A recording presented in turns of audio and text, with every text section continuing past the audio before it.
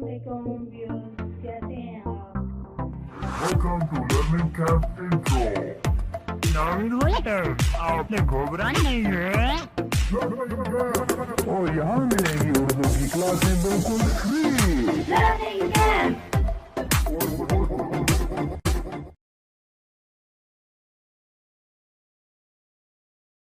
Assalamu alaikum students, I'm your computer teacher and today we are going to start learning the computer science for grade 10th. So we will start it from the topic algorithm of chapter number 1.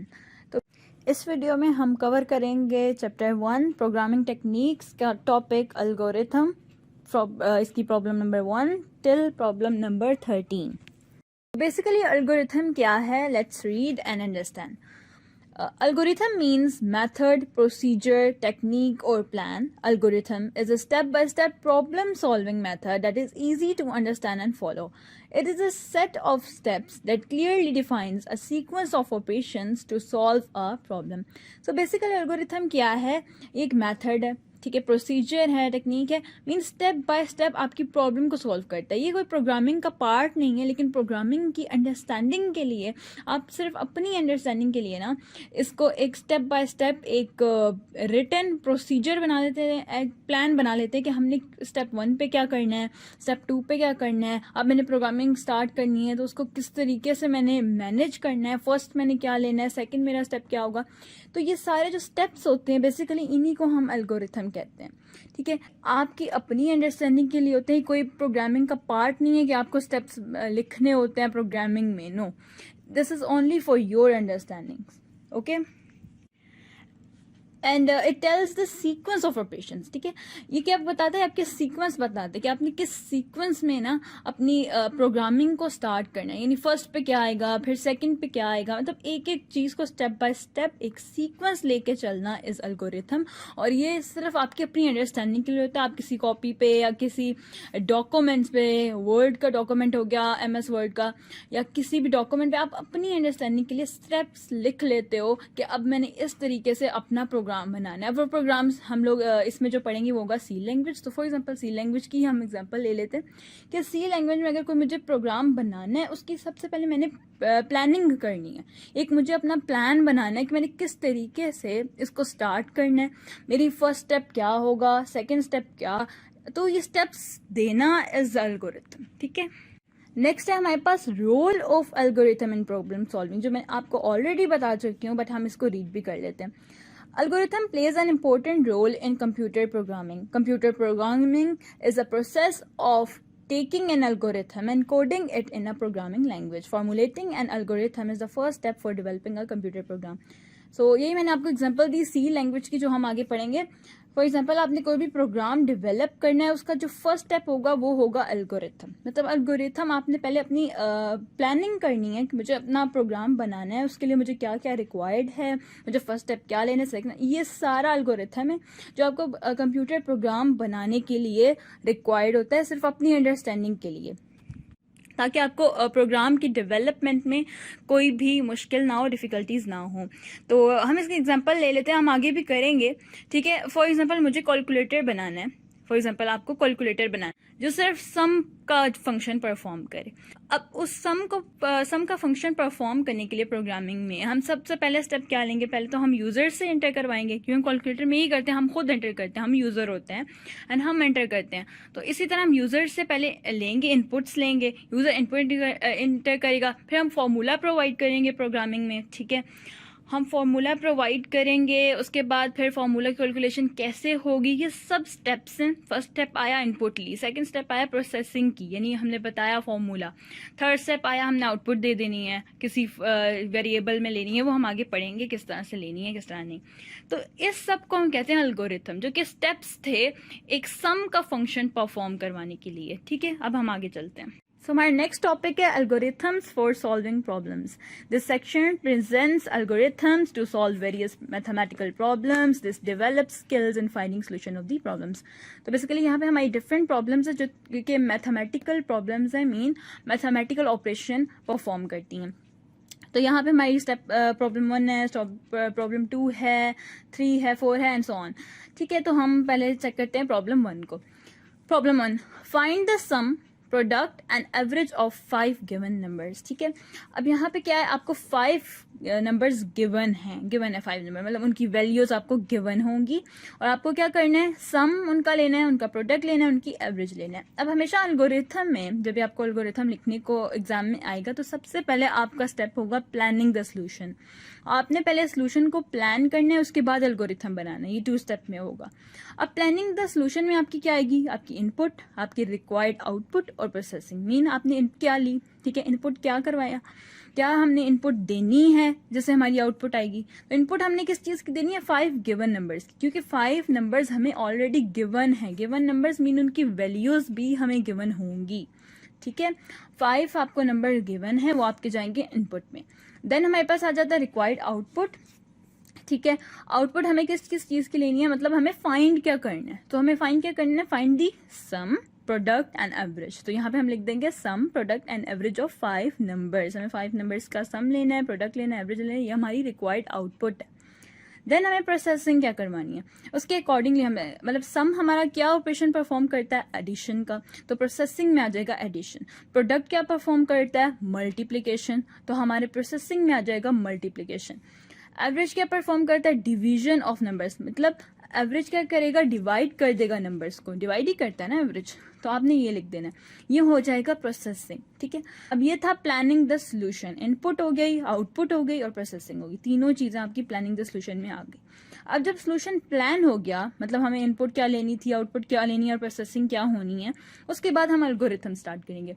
अब algorithm को लिखने का तरीका क्या है कि आपके पास different steps होते हैं। ठीक है, अब स्टेप 1 में हमेशा स्टार्ट आएगा, मीन आपने स्टेप 1 में हमेशा स्टार्ट का वर्ड लिखना है, प्रॉपर START स्टार्ट लिखना है। देन लास्ट आपका जो भी स्टेप होगा, it can be step number 4, 5, 6, 7 so on, जितने भी आपके स्टेप नंबर, लास्ट जो भी स्टेप आएगा ना, पूरा प्रोग्राम आपने किया, लास्ट जो भी स्टेप आएगा उसमें आपने हमेशा स्टॉप का वर्ड लिखना है, STOP स्टॉप। ये एल्गोरिथम लिखने का तरीका है।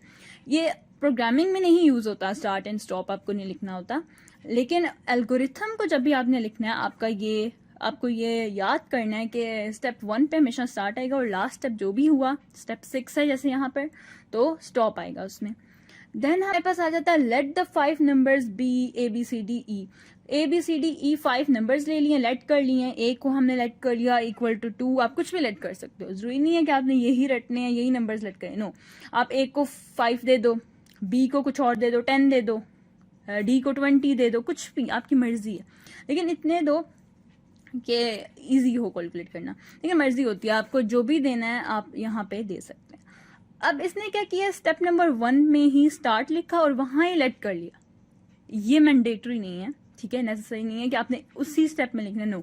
आप इसके लिए नेक्स्ट स्टेप बना लो, मतलब स्टेप 2 में अब उन्होंने कुछ और लिखा हुआ है, आप इस स्टेप को स्टेप नंबर 2 भी कह सकते हो, मतलब स्टेप 1 में ओनली स्टार्ट ले लो, स्टेप 2 में आप कर लो let the 5 numbers be ABCDE। Okay, अब यहाँ 5 नंबर्स थे तो उन्होंने ई तक ले लिया, अगर 6 होते हम एफ भी ले लेते, एफ को इक्वल टू समथिंग कर लेते, जितना भी 20 फॉर एग्जांपल, कुछ भी कर सकते थे, हम कर लेते। एंड दूसरी चीज़, ये भी ज़रूरी नहीं है कि नंबर्स जो हों डिफरेंट हो, नंबर सेम भी हो सकते हैं। फॉर एग्जांपल ए को अगर यहाँ पे 2 लिया गया है तो बी को भी 2 ले सकते हैं, इसमें भी कोई नहीं है मसला, तो आप कर सकते हैं। ठीक है, अब स्टेप नंबर 2 यहाँ पर जो लिया हुआ है वो है फाइंड द सम। ठीक है, हमें करना क्या है, फाइंड द सम फाइंड करना है, उसका साथ ही फॉर्मूला दे दिया, sum equal to A + B + C + D और प्लस E। ठीक है, अब इन्होंने क्या किया, फाइंड द सम पहले लिखा कि हमें क्या करना है, फाइंड करना है सम, इसलिए उन्होंने लिखा फाइंड द सम। अब सम के लिए एक वेरिएबल बना लिया SUM। अब ये आपको याद होना चाहिए कि वेरिएबल जब भी बनेगा ना, वो एज इट इज आपको उसकी वैल्यू पुट करनी है। अब यहाँ पे उन्होंने SUM कैपिटल लिया है, ठीक है, और नीचे भी उन्होंने कैपिटल में लिखा है SUM equal to A + B + C + D + E। Okay, तो अगर फॉर एग्जांपल आप ऊपर लेते हो सम, ये ब्रैकेट में जो लिखा हुआ है, इसको आप लेते हो स्मॉल SUM, तो यहाँ पे भी नीचे आपको SUM स्मॉल लेना है एंड देन इक्वल्स को करना है A + B + C and so on. Okay, it's clear कि वेरिएबल आपका सेम होना चाहिए। फॉर एग्जांपल आपने पहला लेटर कैपिटल रखा है ऊपर ब्रैकेट में, S कैपिटल है एंड बाकी छोटे हैं, U एंड M जो है वो लोअर केस लेटर्स हैं। ठीक है, फिर क्या होगा, फिर आपने यहाँ पे भी सेम ऐसे लेना है, S कैपिटल होगा एंड UM स्मॉल होगा। ठीक है, ओके, स्टेप नंबर 3 पे आ जाता है हमें क्या। अब फर्स्ट स्टेप हमें सम का लेना था, ठीक है। एक स्टेप हमने पूरा बना लिया, एक पूरा स्टेप हमने सम को दे दिया, एक स्टेप हमने दे देना है प्रोडक्ट को, एक पूरा स्टेप हमने दे देना है एवरेज को, ठीक है। तो ये स्टेप्स इनको मिल जाएंगे। अब स्टेप 3 में हमने प्रोडक्ट को दे दिया, फाइंड द प्रोडक्ट। अब देखो यहाँ पे इन्होंने लिया है PROD, प्रोडक्ट के लिए इन्होंने शॉर्ट फॉर्म ले लिया। मर्जी होती है, आप प्रो ले लो, PRO ले लो, या पूरा प्रोडक्ट ही लिखा ले लो, मर्जी होती है। आपने खुद से अपना वेरिएबल बनाना होता है, लेकिन नेसेसरी चीज ये है कि आपने जो ऊपर लिया होगा वो ही इक्वल रखना है। जैसे ऊपर मैंने का बताया, इसमें भी ऐसे ही है। PROD कैपिटल लिया तो PROD कैपिटल ही को इक्वल करना है A multiply B multiply C multiply D multiply E। अब मल्टीप्लाई के लिए यहाँ पे मैं आपको एक और चीज बता दूं कि कंप्यूटर में मल्टीप्लाई के लिए जो साइन यूज होता है वो क्रॉस नहीं हम यूज करते हैं, हम एस्टेरिस्क यूज करते हैं, जो कि ये स्टार है, ठीक है। स्टार भी इसको बोलते हैं, बट कंप्यूटर की लैंग्वेज में इसको एस्टेरिस्क बोलते हैं, ओके। फिर स्टेप नंबर 4 हमने दे दिया एवरेज को। जैसे मैंने बताया था, हर ऑपरेशन को आपने एक एक स्टेप दे देना, ठीक है, हर ऑपरेशन को। इस तरह स्टेप नंबर 4 पे हमने दे दिया फाइंड द एवरेज। एवरेज के लिए हमने capital A capital V capital G ले लिया। Same capital A capital V capital G is equal to sum over 5। Average का फॉर्मूला यही होता है ना, sum of all the numbers by total numbers, यही होता है ना, sum of all the numbers over total numbers, divide by total numbers, ठीक है। तो उन्होंने क्या किया, सम, क्योंकि हम पहले बता चुके थे कि सम हमने ये करवाना है प्लस, तो हम सेम वही वेरिएबल उठाएंगे, सम उधर से मिल जाएगा हमें, और डिवाइड हमें किसके साथ करना है, जितने नंबर्स हमें गिवन है, ठीक है, बाय गिवन नंबर्स। कितने हैं, 5 हैं, तो 5, ठीक है। फिर एक स्टेप आ जाएगा आउटपुट का। ये सारी अब हम क्या कर रहे थे, प्रोसेसिंग कर रहे थे, ठीक है। हमने एडिशन करवा ली सम के थ्रू, हमने प्रोड के थ्रू मल्टीप्लिकेशन कर ली, हमने एवरेज मतलब AVG एवरेज के थ्रू हमने एवरेज भी ले ली। देन हमारे पास स्टेप नंबर 5 आ जाता है, इनकी आउटपुट लेनी है। अब आउटपुट सम, प्रोडक्ट, एवरेज। अब आउटपुट के लिए जरूरी नहीं है आपको स्टेप अलग अलग बनाने, एक ही स्टेप में आउटपुट, सम, प्रोडक्ट, एवरेज, कोमा के साथ आप सेपरेट इनको कर सकते हैं। फिर लास्ट स्टेप में आपका स्टॉप आ जाएगा। ये हमारा बन गया जी प्रोग्राम, जो कि अपने लिए था। ये भी प्रोग्रामिंग सेम हम सी में नहीं करेंगे, थोड़ी सी डिफरेंट होगी, मतलब होगी यही स्टेप्स। इसी तरह हम सम देंगे, इसी तरह हम प्रोडक्ट देंगे, इसी तरह हम एवरेज देंगे, लेकिन थोड़ी सी चेंजिंग हो। ये तो सिर्फ स्टेप्स थे जो आपके अंडरस्टैंडिंग के लिए थे। एल्गोरिथम यही होता है कि आप अपनी अंडरस्टैंडिंग के लिए कुछ स्टेप्स बना लेते हैं, उसको देख के उसके थ्रू आप अपना प्रोग्राम बनाते हो, ठीक है। ये था आपका प्रॉब्लम नंबर 1, ठीक है। एक बार दोबारा एक्सप्लेन कर देती हूँ जल्दी से। स्टेप 1 पे हमेशा स्टार्ट आएगा, अब इसको स्टेप 2 पे ले सकते हो कि स्टेप 2 पे आप लेट कर लो 5 नंबर्स जो थे उनको लेट कर लो, अपनी अपनी वैल्यूज दे लो, जो भी आपको देनी है वो दे ली, सेपरेटेड बाय कोमा, ये याद रखना है, ठीक है। कोमा के साथ सेपरेट करना है सबको, और अपनी अपनी वैल्यूज दे देनी है। अल्फाबेट्स को अल्फाबेट्स लेने हैं, फॉर एग्जाम्पल इन्होंने लिया ABCDE, तो आपने भी इस तरह अल्फाबेट्स। अब मर्जी है, ये जरूरी नहीं है आपने A से ही स्टार्ट करना है, नो, ये भी आपकी मर्जी है। आप BCDEF ले लो, आप Z ले लो, कुछ भी ले लो, मतलब एंड के ले लो, सेंटर के ले लो, मर्जी है। PQRSTU ये ले लो, तो कुछ भी ले सकते हैं, ठीक है। फिर स्टेप 2 में क्या आएगा, नेक्स्ट स्टेप हमने अब जितने भी ऑपरेशन परफॉर्म करने हैं हर एक को अपना अपना स्टेप दे दिया। सम को एक स्टेप दे दिया, प्रोडक्ट को एक स्टेप दे दिया, एवरेज को एक स्टेप दे दिया, जिनमें हमने उनके फॉर्मूला इनिशियलाइज करवा दिए। उसके बाद हमारे पास आ जाता है एक स्टेप हमने दे देना आउटपुट को, ठीक है। आउटपुट हमें क्या क्या करवानी है, किस किस ऑपरेशन की करवानी है, वो हमने दे दिया, ठीक है। फिर हमारे पास एंड पे स्टॉप हो जाएगा, ओके। अब चलते हैं हम प्रॉब्लम नंबर 2 की, ओके, ठीक है। नेक्स्ट हमारी प्रॉब्लम नंबर 2 है find the largest of 3 unequal numbers, ठीक है। अब यहाँ पे हमें लार्जेस्ट फाइंड करना है ऑफ 3 अनइक्वल। पहले हमारे पास 5 गिवन नंबर्स थे जिनका हमें सम, प्रोडक्ट, एवरेज लेना था। अब हमें लार्जेस्ट फाइंड करना है फ्रॉम दी अनइक्वल 3 नंबर्स, ठीक है। अब यहाँ पे क्या करेंगे, अगेन प्लानिंग द सोल्यूशन में इनपुट आ जाएगी। इनपुट क्या है हमारी, 3 अनइक्वल नंबर्स। रिक्वायर्ड आउटपुट क्या हमें लेना है, लार्जेस्ट को, तो the largest of 3 numbers. And processing हमें किसकी करवानी है, comparison of each number with the other 2 1 by 1, ठीक है।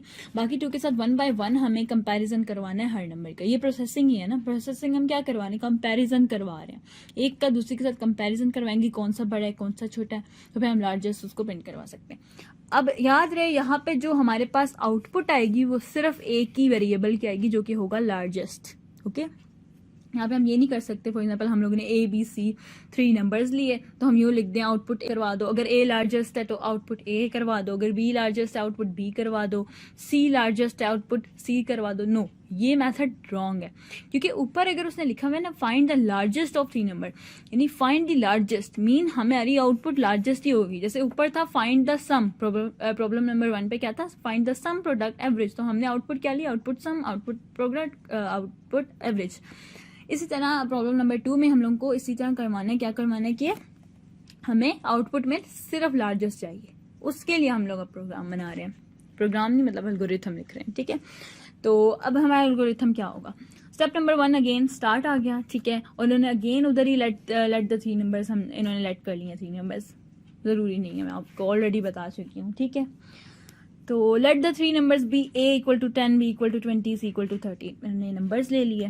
सो नेक्स्ट है step number 2, check if a is larger number, ठीक है, मतलब इसमें अब नेक्स्ट स्टेप में हमें ये चेक करना है कि a लार्जर है कि नहीं है, मतलब बाकी 2 नंबर से। अब हमारे पास 3 नंबर थे, तो फॉर एग्जाम्पल हम a को चेक करें और b c के कंपैरिजन में हम उसको चेक करेंगे कि वो कैपिटल है यानी लार्जर है कि नहीं है, ठीक है।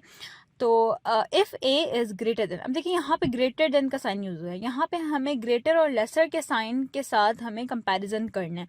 अब यहाँ पे a is greater than b and a is greater than c, if अगर ये है मतलब a ग्रेटर है b से भी एंड a ग्रेटर है c से भी, then largest is equal to a, फिर ये जो लार्जेस्ट वेरिएबल है ये इक्वल हो जाएगा a के, ठीक है। Otherwise go to step number 4, ठीक है। अब ये मैं आपको बताती हूँ ये क्यों लिखा है। पहले केस में मैं अगर आपको बोलूँ तो रिकमेंड यही करूँगी कि ये ना लिखें, ठीक है, अभी ना लिखें, ठीक है। हम सिर्फ if a is greater than b and a is greater than c then largest equal to a, ठीक है। फिर नेक्स्ट स्टेप में आ जाए, क्योंकि एक सीक्वेंस में जा रहा है ना आपका ये एल्गोरिथम, ठीक है, एक सीक्वेंस में जा रहा है, तो स्टेप 2 हो गया। अब स्टेप 3 में जाएंगे तो गो टू स्टेप नंबर 7, क्यों, क्योंकि लार्जेस्ट अगर हमारे पास वेरिएबल आ गया है कि ये वेरिएबल जिसकी वैल्यू हमारे पास जो भी है, ठीक है, अगर लार्जेस्ट है मतलब b और c से, जो भी वैल्यू है वो लार्जेस्ट है b और c से, तो क्या करो स्टेप नंबर 7 पे चले जाओ। 7 पे क्यों चले जाओ, क्योंकि वहां पे हमारे पास लिखा हुआ है स्टेप 7 पे आउटपुट लार्जेस्ट, ठीक है, तो मतलब लार्जेस्ट की वैल्यू हमारे पास यहाँ पे क्या आई थी a, ठीक है। अगर a is greater than b and a is greater than c, फिर लार्जेस्ट इक्वल टू a है, और उसको प्रिंट करवाने के लिए हमने नेक्स्ट स्टेप पे लिखा गो टू स्टेप नंबर 7, यानी उसको आउटपुट करवा दो। अब यहाँ पे ये केस है, अगर आप लोग ये सोच रहे हैं कि स्टेप नंबर 3 पे हम डायरेक्ट ये लिख देते हैं ना कि output largest, no, because output का स्टेप एक ही होगा, ठीक है। पिछले प्रोग्राम में हमने किया ना, पिछले प्रॉब्लम में आउटपुट का स्टेप एक ही आएगा, आप बार बार नहीं लिख सकते कि स्टेप 3 में आउटपुट लार्जेस्ट करवा लो, फिर स्टेप 4 में अगेन आप किसी बी के साथ आप उसको कर रहे हो, कंपैरिजन करवा रहे हो, तो 5 स्टेप में फिर आउटपुट बी लिख दो या आउटपुट लार्जेस्ट लिख दो, तो ये चीज़ रॉन्ग है। आउटपुट के लिए सिर्फ एक ही आपका स्टेप आएगा जिसमें आपने आउटपुट करवानी है, जो कि आउटपुट है लार्जेस्ट की ओनली, ठीक है, स्टेप नंबर 7 पे अगर आप देखें। अब यहाँ पे आप ये सोचेंगे हमें तो नहीं पता कि स्टेप नंबर 7 पे वो आएगा किधर आएगा, तो आपने सिंपल क्या करना है, यहाँ पे सिर्फ गो टू लिखें, आगे स्टेप लिखें, लेकिन स्टेप का नंबर ना दें कि कौन सा स्टेप नंबर है। अब जैसे यहाँ 7 लिखा है, डोंट गिव 7 फॉर नाउ, ठीक है, अभी ना दें, अभी क्या करें, नेक्स्ट स्टेप को करें। नेक्स्ट स्टेप क्या आएगा, अब हम चेक करें बी को, ठीक है, check if b is larger number, ठीक है, ऊपर ये हमने लिखा, and then if b is greater than a and b is greater than c, the largest equal to b, ठीक है। अदरवाइज गो टू को छोड़ दें फिलहाल, वही मैं आपको बता रही हूँ दोनों केसेस में, ठीक है। होगा step number 5, go to step number 7, step number 5 पे फिर गो टू स्टेप नंबर 7, यहाँ पे भी आप अगेन क्या करेंगे, 7 को छोड़ दें, ठीक है, और गो टू स्टेप, बस इतना लें, ठीक है। उसके बाद स्टेप नंबर 6 क्या होगा, लार्जेस्ट इक्वल टू c, क्यों, अब यहाँ पे हमने लार्जेस्ट सी के लिए दोबारा हमने क्यों नहीं लिखा check if c is largest number, इसकी रीजन ये है क्योंकि हमारे पास 3 ही कंडीशंस थी, अगर दोनों फॉल्स हैं तो एक ट्रू होनी ही होनी है, ठीक है, तो जो थर्ड होगी वो ट्रू होगी, इसलिए लार्जेस्ट इक्वल टू सी। यहाँ तक क्लियर है, मैं एक बार दोबारा रिपीट कर देती हूँ, यहाँ मैंने क्या बोला, लार्जेस्ट सी हमने क्यों लिया, क्योंकि हमारे पास 3 कंडीशंस हैं। इसको इजीली अंडरस्टैंडिंग के लिए ना मैं आपको एक एग्जांपल देती हूँ, डेली लाइफ एग्जांपल, ठीक है। For example let's take an example, हमारे पास 3 कंडीशन है, क्या क्या, कि हमारे पास एक टूर्नामेंट है, फॉर एग्जाम्पल एक टूर्नामेंट है किसका, लूडो का, लूडो गेम आप सभी इस चीज़ से फेमिलियर है, लूडो कौन सी गेम है, ठीक है। उसका एक टूर्नामेंट चल रहा है जिसमें 3 कंट्रीज पार्टिसिपेट कर रही हैं, सिर्फ 3 कंट्रीज, ठीक है। हम कर लेते हैं कंसिडर पाकिस्तान, इंडिया, ठीक है, और यूएई कर लें, ठीक है, यूनाइटेड अरब एमिरेट्स, ठीक है, यूएई। अब ये 3 कंट्रीज हैं जो इसमें पार्टिसिपेट कर रही हैं।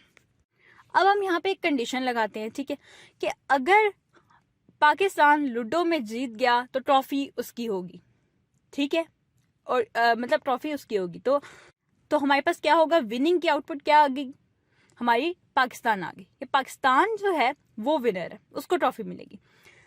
अब हमारे पास दूसरी कंडीशन ये है कि अगर इंडिया जीत गया, यानी इंडिया पाकिस्तान से भी जीत जाए, इंडिया उसे यूएई से भी जीत जाए, तो ट्रॉफी किसकी होगी, इंडिया की, ठीक है। अब अगर ये दोनों कंडीशन फॉल्स हो जाती हैं तो ट्रॉफी किसकी हुई, यूएई की। अब देखिए यहाँ पे मुझे ये बोलना नहीं पड़ा कि यूएई उससे जीता या यूएई इंडिया से जीता, मुझे ये चीज देनी नहीं पड़ी, मुझे पता चल गया अगर वो दोनों लूज करती हैं, अगर दोनों फॉल्स हैं, दोनों कंडीशन फॉल्स हैं कि ना पाकिस्तान जीते ना इंडिया जीते, तो थर्ड पे जो रह जाएगा वही जीते ना, किसी ने तो जीतना है। तो इसीलिए यहाँ पे आपको इतनी बड़ी स्टेटमेंट देने की जरूरत नहीं है। आपने सिंपल यहाँ पे लिखा स्टेप नंबर 6 पे लार्जेस्ट इक्वल टू सी। इसको आप अंडरस्टैंड कर सकते हैं, मैंने स्क्रीन पे आपको शो किया है, जैसे कि आप देख सकते हैं कि अभी पाकिस्तान वाली example, check if Pakistan is winner और नॉट, ठीक है। इफ पाकिस्तान इज ग्रेटर, मैंने ग्रेटर के साथ ही इसको चलाया, ठीक है। If Pakistan is greater than India and Pakistan is greater than UAE, then largest equal to Pakistan, ठीक है, तो वो जीतेगा। सिमिलरली देन इसी तरह फिर हम एक और कंडीशन लगाएंगे, check if India is winner or not, ठीक है।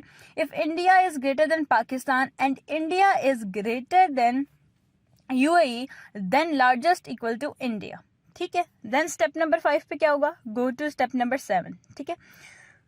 अब इसी तरह जब हम कंडीशन देंगे स्टेप नंबर 6 में, तो यहाँ पे डायरेक्ट हम क्या लिखेंगे, लार्जेस्ट इक्वल टू यूएई। अगर पहली और दूसरी कंडीशन जो हमने शुरू में दी हैं पाकिस्तान और इंडिया के लिए, दोनों फॉल्स होती है, ना पाकिस्तान जीता ना इंडिया जीता, थर्ड पे कौन जीता, यूएई जीता। सिमिलरली यहाँ पे इसी तरह आपकी ABC नंबर्स के साथ लार्जेस्ट को प्रिंट करवाया जा रहा है, ठीक है। तो इसी तरह स्टेप नंबर 6 पे लार्जेस्ट सी हो गया यहाँ पे ABC की कंडीशन में, एंड स्टेप 7 यहाँ पे आ रहा है आउटपुट लार्जेस्ट का। अब आप देखोगे कि आउटपुट लार्जेस्ट कहाँ पे हो रही है, स्टेप नंबर 7 पे हो रही है। आप वापस जाओ अपने स्टेप्स पे जो पीछे आप लोगों ने लिखे थे, गो टू स्टेप, और आगे आपने क्या डाल देना है, स्टेप नंबर 7, ठीक है। इसी तरह स्टेप नंबर 5 पे भी गो टू स्टेप नंबर 7 आपने डाल देना है, ठीक है। अब बात आती है अदरवाइज वाले पार्ट की, ठीक है, कि जो हमने अदरवाइज लिया। अब क्या है, ये क्यों हमने लिखा है कि इफ कंडीशन फॉल्स हो जाती है, जैसे कि अब स्टार्ट में था स्टेप नंबर 2 में, कि अगर ए जो है वो लार्जेस्ट नहीं है, ठीक है, ना वो बी से बड़ा है ना सी से, यानी वही वाली हम लोग ले लेते हैं एग्जांपल कि पाकिस्तान नहीं विन किया फर्स्ट पे, ठीक है, पाकिस्तान नहीं विन किया तो क्या होगा, otherwise go to step number 4, ठीक है। गो टू स्टेप नंबर 4 का क्या मतलब है कि अगर ये चीज फॉल्स है, यानी पाकिस्तान नहीं जीता, तो फिर इंडिया को चेक करोगे वो जीता है कि नहीं। समझ आ रही है बात की, कि स्टेप नंबर 4 पे हमने इंडिया वाला पार्ट लिखा हुआ है कि इंडिया विन किया है पाकिस्तान से या इंडिया विन किया है यूएई से, तो फिर इंडिया लार्जेस्ट इक्वल टू है, ठीक है। इसी तरह हम लोगों ने इस तरह लिखा कि otherwise go to step number 4। अब यहाँ पे भी ये क्या होगा, अदरवाइज गो टू स्टेप लिख दोगे और 4 जो आगे लिखा है ये आपको देने की जरूरत नहीं है। पहले पूरा लिखो एल्गोरिथम और फिर चेक करो कि आइडेंटिफाई करो कि कहाँ पे हमारा जो है नेक्स्ट कंडीशन आती है। कंडीशन नंबर 4 पे हमारी इंडिया वाली कंडीशन आ रही थी और यहाँ पे हमारे पास जो है अपने प्रोग्राम में बी की कंडीशन आ रही है स्टेप नंबर 4 पे, ठीक है। तो इसलिए हमने यहाँ पे लिख दिया गो टू स्टेप नंबर 4, क्योंकि 4th पे वो कंडीशन आ रही है। अब अगेन उस केस में स्टेप नंबर 4 में अगेन लिखा हुआ है अदरवाइज, मतलब ये कंडीशन फॉल्स हो जाती है, इंडिया नहीं जीतता दोनों से, तो otherwise go to step number 6। अब ये हमें कैसे पता चल जाएगा हम लोगों ने स्टेप नंबर 6 लिखना है कि नहीं, मैं आपको वही बात बता रही हूँ। पहले आप सारे स्टेप्स लिखो, स्टेप नंबर आगे देने की जरूरत नहीं है इसमें। गो टू स्टेप जो हम लिखते हैं ना बार बार, गो टू स्टेप नंबर 7 या गो टू स्टेप नंबर 6, इस तरह, तो आपको स्टेप नंबर देने की पहले जरूरत नहीं है। पहले पूरी स्टेप्स लिखो जितने भी आप 8 स्टेप्स हैं, तो पहले लिखे, उसके बाद आइडेंटिफाई किया कि हमारी नेक्स्ट कंडीशन किधर आ रही है। अब पहले क्या था, पाकिस्तान नहीं जीता, ठीक है, ए नहीं जीता, ए ग्रेटर नहीं है, तो किधर चले जाओ, स्टेप नंबर 4 पे चले जाओ, आइडेंटिफाई करो इंडिया जीता है कि नहीं, ठीक है, बी लार्जेस्ट है कि नहीं, ठीक है। तो अगर बी लार्जेस्ट नहीं है और इंडिया नहीं जीता दूसरे केस में, तो go to step number 6। Step number 6 में कौन है, यूएई का, कि यूएई लार्जेस्ट या फिर सी इज लार्जेस्ट, ठीक है। मैं आपको दोनों प्रोग्राम से बता रही हूँ ताकि आपको डेली लाइफ से भी समझ आ जाए प्रोग्राम और आपको एंड नंबर से भी समझ आ जाए, ठीक है। होप आपको ये वाला प्रोग्राम समझ आ गया होगा। अब चलते हैं प्रॉब्लम नंबर 3, ठीक है। Find acceleration of a moving object for given mass and the force applied. अब इसमें हमें क्या करना है, एक्सेलरेशन फाइंड करनी है, मतलब हमारी आउटपुट किस चीज़ की है, एक्सेलरेशन की, ठीक है। और इनपुट क्या होगी, हमारी मास और फोर्स। अब ये हम लोग फिजिक्स में पढ़ते हैं, इसका क्या फॉर्मूला होता है, जैसे न्यूटन्स के लॉ में हमने पढ़ा था फिजिक्स में, F equal to m a, ये हमारे पास फॉर्मूला है। क्या है, force equal to mass into acceleration, ये हमारे पास फॉर्मूला है जिसके थ्रू हम कुछ भी निकाल सकते हैं। फोर्स भी निकाल सकते हैं अगर मैस और एक्सेलरेशन गिवन हो। मैस अगर निकालना है तो फोर्स और एक्सेलरेशन गिवन होनी चाहिए, और अगर हमें एक्सेलरेशन निकालनी है तो उसके लिए फोर्स और मैस गिवन है। हमारे पास यहाँ पे यही है कि हमें एक्सेलरेशन निकालनी है। इसके लिए हम एक्सेलरेशन को इसी फॉर्मूला से रीअरेंज करेंगे। एक्सेलरेशन इक्वल टू हो जाएगी फोर्स ओवर मास, ठीक है, इस तरह से। अच्छा, अब क्या है, हमारी प्लानिंग सोल्यूशन पे आते हैं, ठीक है। अब इनपुट हमारी क्या आ जाएगी, मास एंड द फोर्स, यानी हमें इनपुट इस फॉर्मूला में किस चीज़ की देनी है, फोर्स एंड मास की, ठीक है। फोर्स और मास की हम लोगों ने दे दी इनपुट, और आउटपुट क्या आएगी, acceleration of a moving object. उसने यही कहा है ना कि एक जो ऑब्जेक्ट है वो मूव कर रहा है and the force is applied, यानी उसके ऊपर फोर्स अप्लाइड हुई है, उसकी वजह से वो ऑब्जेक्ट मूव कर रहा है, ठीक है। इसलिए हमने यहाँ पे लिखा acceleration of a moving object, ठीक है। प्रोसेसिंग में क्या आ जाएगा, प्रोसेसिंग में आपने फॉर्मूला इसमें लिख देना, divide the force by the mass. ये मैंने आपको बताया ना, रीअरेंज किया आपने, F equal to m a को रीअरेंज किया, A equal to F over m आ गया। इसका मतलब क्या है कि फोर्स बाय मास हमने डिवाइड किया, divide the force by mass, इसमें हमने फॉर्मूला दे देना है। प्रोसेसिंग में हमेशा फॉर्मूला आता है। अब पिछले क्वेश्चन में लार्जेस्ट था, लार्जेस्ट का कोई फॉर्मूला तो नहीं है ना, इसलिए आप लोगों ने यही लिख दिया कि हम बस कंपेयर कर रहे हैं, ठीक है। फॉर्मूला नहीं है तो बस यूं कुछ लिख दो कि कंपेयर कर रहे हैं, ठीक है। जिनका फॉर्मूला है उसमें आप लोगों ने देना है फॉर्मूला। अब फर्स्ट वाले में था addition, multiplication, division, proper names थे ना, इसलिए हमने नेम दे दिए, हम फॉर्मूला नहीं लिख देंगे, वो हमने अंदर डिफाइन कर दिए बस, ठीक है। तो प्रोसेसिंग हमें छोटी से छोटी लिखनी होती है, 1 लाइन, हाफ लाइन, बल्कि 1 लाइन भी नहीं होती है, हाफ लाइन होती है सिर्फ, ठीक है। तो यही है, divide the force by the mass. ये आ गया हमारी प्लानिंग द सॉल्यूशन। अब चलते हैं एल्गोरिथम में, छोटा सा प्रोग्राम है, कोई इसमें इशू नहीं है, ठीक है। अगेन वही आ जाता है, स्टेप नंबर 1 स्टार्ट, ठीक है। और उसी में उसने लेट कर लिया, let the mass be 50 and the force be 12, आप कुछ भी ले सकते हो, ठीक है। यहाँ पे उसने मास को m वेरिएबल दे दिया है ब्रैकेट में, ठीक है। और फोर्स के लिए F यूज कर लिया, आप पूरा वर्ड यूज कर लो या कैपिटल वर्ड यूज कर लो या जैसे आपको अच्छा लगे, ठीक है। मतलब मास पूरा लिख लो, मास बी 50 ब्रैकेट में मास लिख लो, कैपिटल में लिखना है कैपिटल में लिख लो, लेकिन अगर ऊपर कैपिटल में दे रहे हो तो फॉर्मूला भी कैपिटल में ही दो, क्लियर है, ठीक है। और यहाँ पे उसने अपने आप देख सकते हो, यहाँ पे उसने 50 दे दिया मास और 12 दे दिया फोर्स, आप अपनी वैल्यूज दे लो कोई भी, ठीक है। फिर स्टेप नंबर 2 आ जाता है, कैलकुलेट द एक्सेलरेशन, ठीक है। एक्सेलरेशन का फॉर्मूला मैंने आपको बता दिया, यहाँ पे आपने लिख देना है।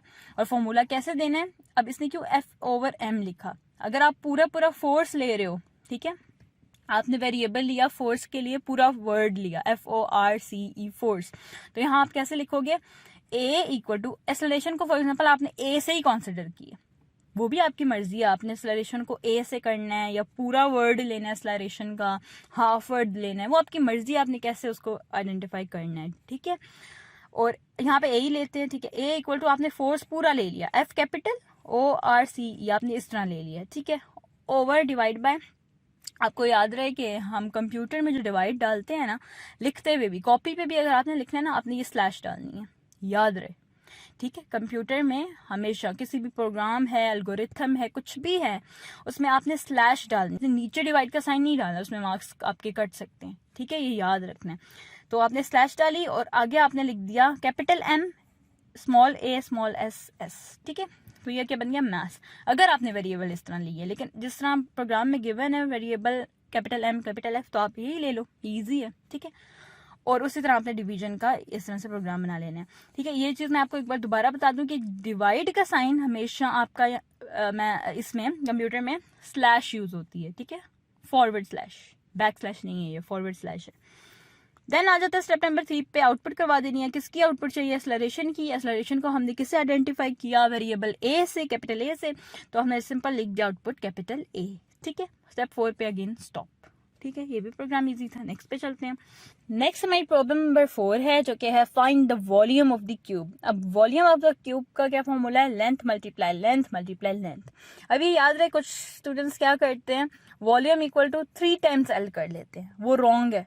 हम 3 टाइम्स कब होगा? जब एल प्लस एल हो रहा है, तब वो 3 टाइम्स होगा। ठीक है, 3 टाइम्स एल होगा। ठीक है, लेकिन यहाँ पे अब क्या है, क्योंकि वॉल्यूम निकाल रहे हैं, वॉल्यूम का फॉर्मूला होता है एल मल्टीप्लाई बाय एल। उससे क्या होगा? बेसिस सेम पावर ऐड, मतलब l raise to power 3 mean l cube of l. ठीक है, एल क्यूब आ जाएगा।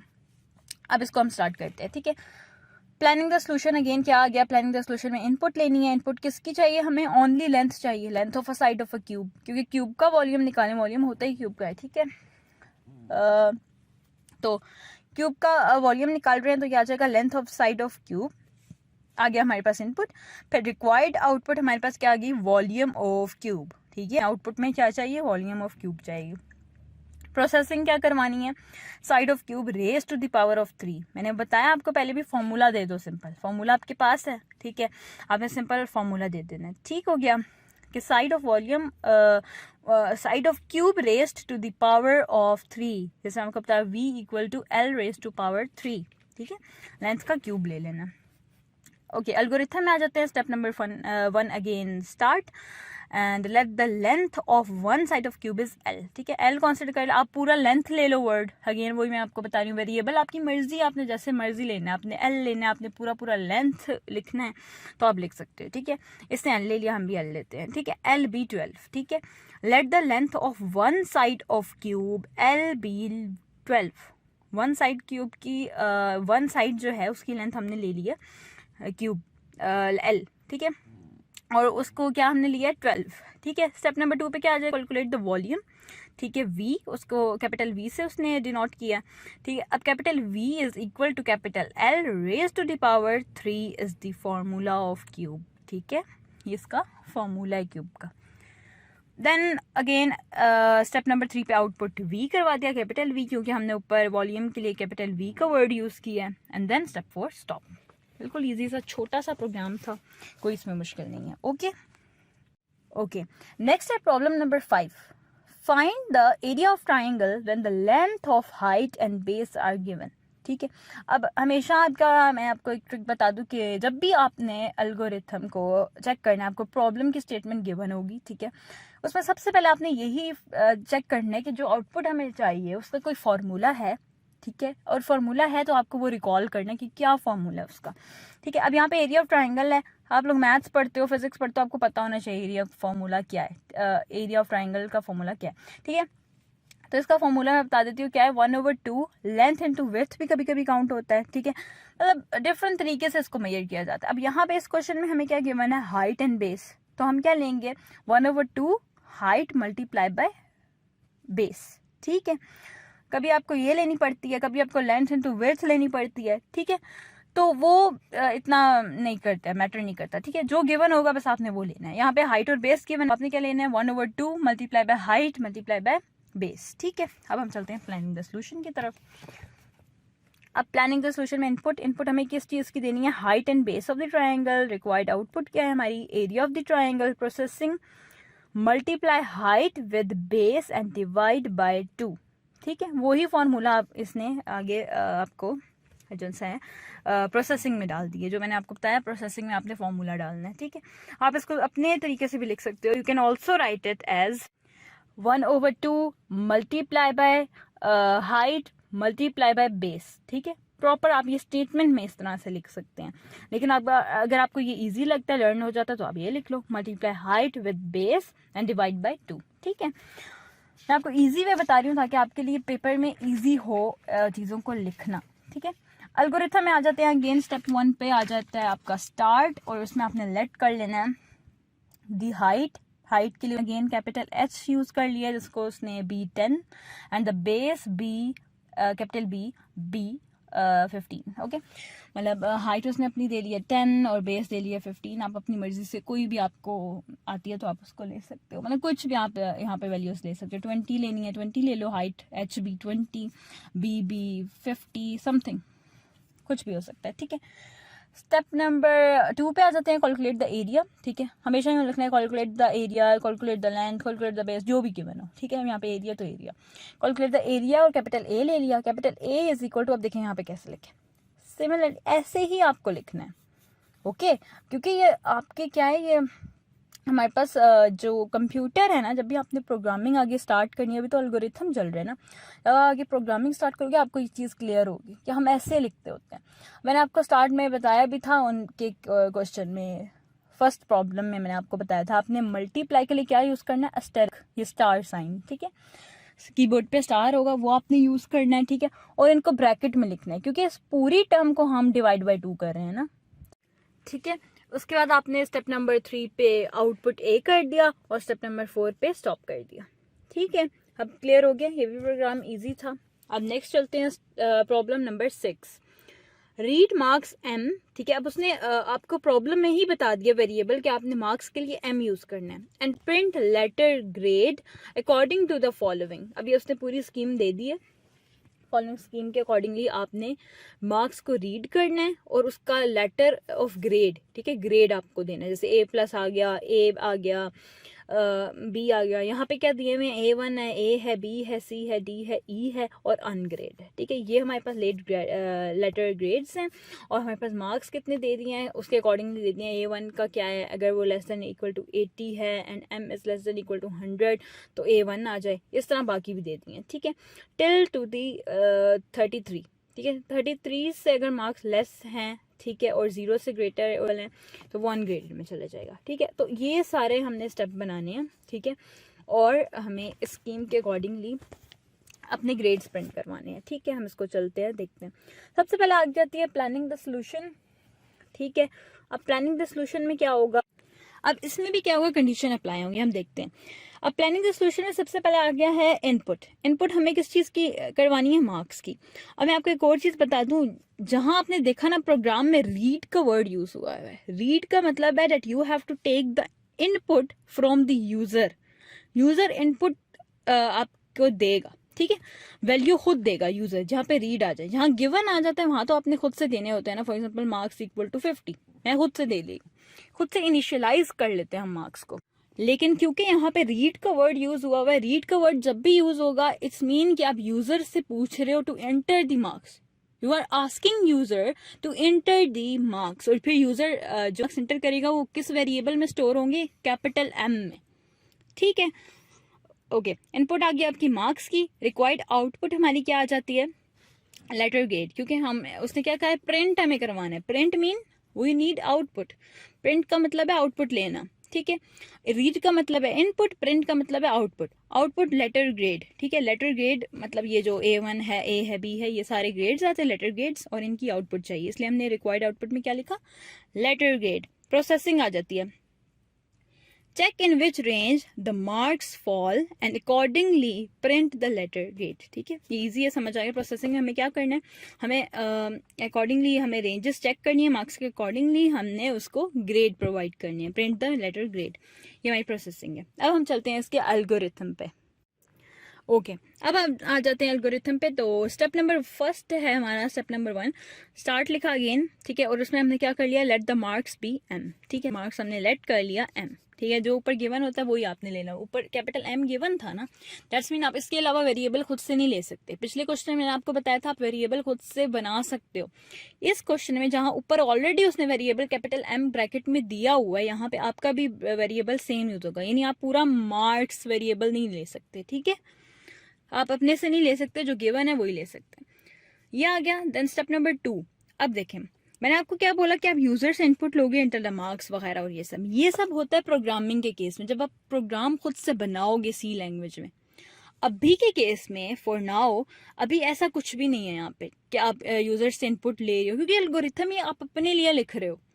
अपने लिए लिख रहे हो कि अगर मुझे मार्क्स मिल जाते हैं तो मैंने क्या करना है, सबसे पहले मैंने चेक करनी है, उसकी कंडीशन चेक करनी है, वो 80 से ग्रेटर है, 80 से ग्रेटर है तो ये आ जाए, 80 से अबव है ये आ जाए, 80 के इक्वल है ये आ जाए, 80 से लेस है ये आ जाए। तो ये आप अपने लिए बना रहे हो कि अपने आप को आप बता कि स्टेप्स बता रही हूँ कि स्टेप 1 पे मैंने मार्क्स लेने हैं यूज़र से, स्टेप 2 पे मैंने फॉर एग्जांपल मुझे मार्क्स मिल जाते हैं, ठीक है। स्टेप 2 पे मैंने उसको कंपेयर करना है 80 के साथ, अगर है तो ग्रेड ये आ जाए। फिर स्टेप नंबर नेक्स्ट पे मुझे चेक करना है कि वो दूसरे के साथ कैसे है, मतलब उससे लेस है मार्क्स, ग्रेटर है मार्क्स, तो ये आ जाए। अब यहाँ पे आप बेसिकली क्या कर रहे हो, नेक्स्ट कंडीशन दे रहे हो, कंडीशन कि अगर ये है तो ये हो जाए, ये है तो ये हो जाए, ठीक है, कंडीशंस दे रहे हैं। स्टेप नंबर 2 अब क्या है कि कंपेयर द मार्क्स, हम कंपेयर कर रहे हैं मार्क्स को। इफ मार्क्स m, ठीक है, m इज ग्रेटर और इक्वल, ग्रेटर और इक्वल इस तरह से डलता है यहाँ पर, ठीक है। जब आप कंप्यूटर में डालते हो ना, कंप्यूटर में आप पता है कैसे डालते हो, आप ग्रेटर का साइन डालोगे, देन इक्वल डालोगे, ठीक है, n80, जैसे मैं आपको इधर शो कर रही हूँ स्क्रीन पे, ठीक है, बिल्कुल इसी तरह का आएगा। Okay, if marks m are greater and equal to 80 then print grade A1, ठीक है। और ये इसने किस में दिया, कोटेड में, ठीक है, डबल कोट्स में, ठीक है। Otherwise go to step, similarly जैसे हम आपको लार्जेस्ट वाले प्रोग्राम में हम कर रहे थे, otherwise go to step next next next, इसी तरह से आपने यहाँ पे भी लिख देना है कि अगर ये चीज़ फॉल्स है तो अदरवाइज गो टू स्टेप, बस आपने ये लिखना है, 4 को हटा दें फिलहाल, ठीक है, अभी ना लिखें, ठीक है। अब स्टेप 3 पे आ जाएंगे, गो टू स्टेप, ठीक है। 13 अभी यहाँ पे लिखा हुआ है, आप 13 ना लिखो क्योंकि हमें नहीं पता कितने स्टेप्स बनने हैं।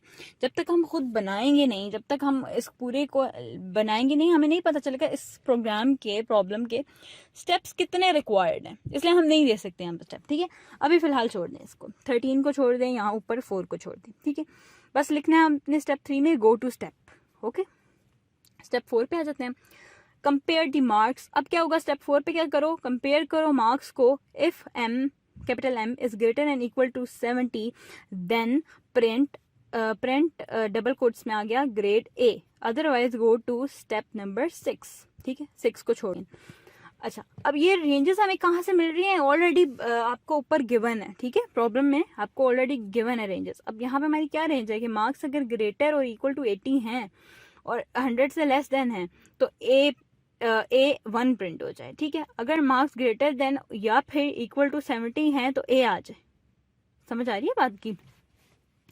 और मार्क्स जो है वो 80 से लेस है यहाँ पे। अब यहाँ पे देखें तो सेकंड पे ऊपर जो हमें गिवन है, मार्क्स जो है वो लेस देन 80 काउंट कर रहा है, लेकिन यहाँ पे इक्वल नहीं है। क्यों? क्योंकि इक्वालिटी को हम ऊपर प्रूव कर चुके हैं कि अगर मार्क्स जो है वो इक्वल या ग्रेटर देन 80 है तो A1 आ जाए। तो अगर यहाँ इक्वल डाल देंगे ना तो ये एरर काउंट होगा, बिकॉज ये एरर है कि आप इधर भी बोल रहे हो कि वो A भी ले सकता है और A1 भी ले सकता है, तो ऐसे तो पॉसिबल नहीं है ना, या तो वो A1 लेगा या तो वो A लेगा। इसलिए यहाँ पे आपने इक्वल टू का साइन नहीं डाला, आपने सिर्फ डाला capital M is less then 80 जो उन्होंने दिया हुआ है बेसिकली। तो यहाँ पे आप क्या करोगे, स्टेप 4 पे आ गया, compare the marks. If marks is greater and equal to 70 then grade A will be print, ठीक है, अदरवाइज गो टू स्टेप, ठीक है। आगे 6 को हटा दें फिलहाल, ठीक है। अब यहाँ पे एक क्वेश्चन आपके माइंड में अराइज हुआ कि अगर मार्क्स उसने बस इतना बोला है कि मार्क्स M जो है वो ग्रेटर और इक्वल टू 70 है, यानी या तो इक्वल है या तो उससे ग्रेटर है। अब उसने आगे रेंज नहीं बताई कि कहाँ तक, ठीक है। तो आपके माइंड में ये आएगा ये तो ग्रेड A1 में भी जा सकते हैं, क्योंकि मार्क्स अगर 82 है फॉर एग्जांपल, ठीक है, मार्क्स अगर यूजर ने जो एंटर किए वो 82 एंटर किए हैं, तो आपके माइंड में ये क्वेश्चन आएगा कि वो 70 वाला प्रिंट करेगा, यानी 70 की रेंज में जो हमने ग्रेड 8 दिया है वो प्रिंट करेगा या ग्रेड A1 प्रिंट करेगा। तो आपको ये बता दूं कि प्रोग्रामिंग में हमेशा जो भी आपका प्रोग्राम होगा C लैंग्वेज का, ठीक है, C लैंग्वेज जो कोई भी लैंग्वेज हो, ठीक है, उसमें यही होता है कि आपने जो पहले दी है ना कंडीशन वो उसको सेटिस्फाई करेगा। जैसे यहाँ पे हमने दिया ग्रेटर एंड इक्वल टू 80, तो यानी अगर 80 यूजर ने एंटर किया तो वो क्या प्रिंट करेगा, ग्रेड A1, क्योंकि वो 80 से ग्रेटर कौन सा जा रहा है, A1 जा रहा है। समझ आ रही है बात की, जो 80 से ग्रेटर जा रही है अमाउंट, वो जो भी आपके जो है मार्क्स वो 80 से ग्रेटर कहाँ पे जा रहे हैं, जब ग्रेड मतलब 80 से ग्रेटर इस वाले स्टेप नंबर 2 में जा रहे हैं ना, इसमें हमारे पास क्या है, ग्रेड A1, इसलिए वो A1 प्रिंट करेगा, A नहीं प्रिंट करेगा, ठीक है। ये चीज़ हो गई। उसके बाद हमारे पास स्टेप नंबर 5 पे अगेन उसने लिख दिया गो टू स्टेप, ठीक है, उसको भी छोड़ दो, 13 आगे फिर छोड़ दो, ठीक है, और बस इतना लिखना है go to step. Then step number 6 में आ जाते हैं कंपेयर द मार्क्स, ठीक है। अगेन नेक्स्ट स्टेप में फिर कंपेयर करने हैं मार्क्स को, नेक्स्ट रेंज उसने जो दी हुई है 60 की, ठीक है। If capital M is greater and equal to 60 then print grade B, otherwise go to step 8 को छोड़ देंगे। स्टेप 7 पे आ जाते हैं, गो टू स्टेप 13 को छोड़ देंगे, ठीक है। Step 8 compare the marks. If capital M greater और equal to 50 print grade C, otherwise go to step 10 को छोड़ देंगे। Step number 9 go to step 13 को छोड़ देंगे। Step number 8 compare the marks, if capital M greater and equal to 40 then print grade D, otherwise go to step 12 को छोड़ देंगे। Step number 11 go to step number 13 को छोड़ देंगे। Step 12 पे आ जाता है compare the marks, if capital M is greater and equal to 33 then print grade E, otherwise print ungraded. ठीक है, एंड 13 पे हो जाएगा स्टॉप। ठीक है, अब मैं आपको बताती हूँ। अब हमने यहाँ पे क्या किया, सारा प्रोग्राम लिख लिया। ठीक है, अब जो हमारी वो रह गई थी जो हमने लिखनी थी, अदरवाइज गो टू स्टेप, और हम लोगों ने लिखना था कि गो टू स्टेप और ये सब जो भी था, तो वो किस तरह से देना है। अब आ जाते हैं स्टेप नंबर 2 पे। यहाँ पे हमारे पास क्या है, if marks is greater and equal to 80 then print grade A1। ठीक है, otherwise go to step number. ठीक है, अब क्या है कि अगर ये कंडीशन सेटिस्फाई नहीं होती, ये फॉल्स हो जाती है, तो वो क्या करे, तो सिंपल वो स्टेप नंबर 4 पे चल रहे। क्यों? क्योंकि 4th पे हमने क्या स्टेप दिया है, हमने क्या दिया 4th पे जी हमने दिया था कि हमारे पास रेंज अब चेंज हो गई है। रेंज हमारे पास है M is greater and equal to 70, range change हो गया। ठीक है, अगर ये कंडीशन सेटिस्फाई नहीं है, यानी मार्क्स यूजर ने जो एंटर किए हैं वो 75 है फॉर एग्जांपल, ठीक है, वो 80 की रेंज में नहीं है, तो वो क्या करेगा, ऑटोमेटिकली 4th पे चला जाएगा। ठीक है, अब अगर मार्क्स 75 भी नहीं है, फॉर एग्जांपल मैं आपको एग्जांपल देती हूँ। अब मैंने मार्क्स लिए हैं 45। ठीक है, यूजर ने जो एंटर किए मार्क्स वो थे 45, यानी M की वैल्यू 45 है। अब वो चेक करेगा। अभी हम स्टेप नंबर 4 पे हैं। ठीक है, अब क्या होगा कि if marks is greater than 70 then print grade A। अभी मार्क्स हमारे 45 हैं, ग्रेटर देन 70 हैं या इक्वल हैं 70 के, नो, कंडीशन इज फॉल्स। फिर क्या होगा, अदरवाइज मतलब कंडीशन फॉल्स होगी। अब क्या करो, गो टू स्टेप नंबर 6। क्यों 6 पे हम देखेंगे ना हमने क्या दिया। 6 पे हम लोगों ने नई रेंज दी हुई है, न्यू रेंज है। ठीक है, स्टेप बाय स्टेप जा रहे हैं। न्यू रेंज दी हुई है, तो वो क्या करेगा, वो चला गया जी स्टेप नंबर 6 पे।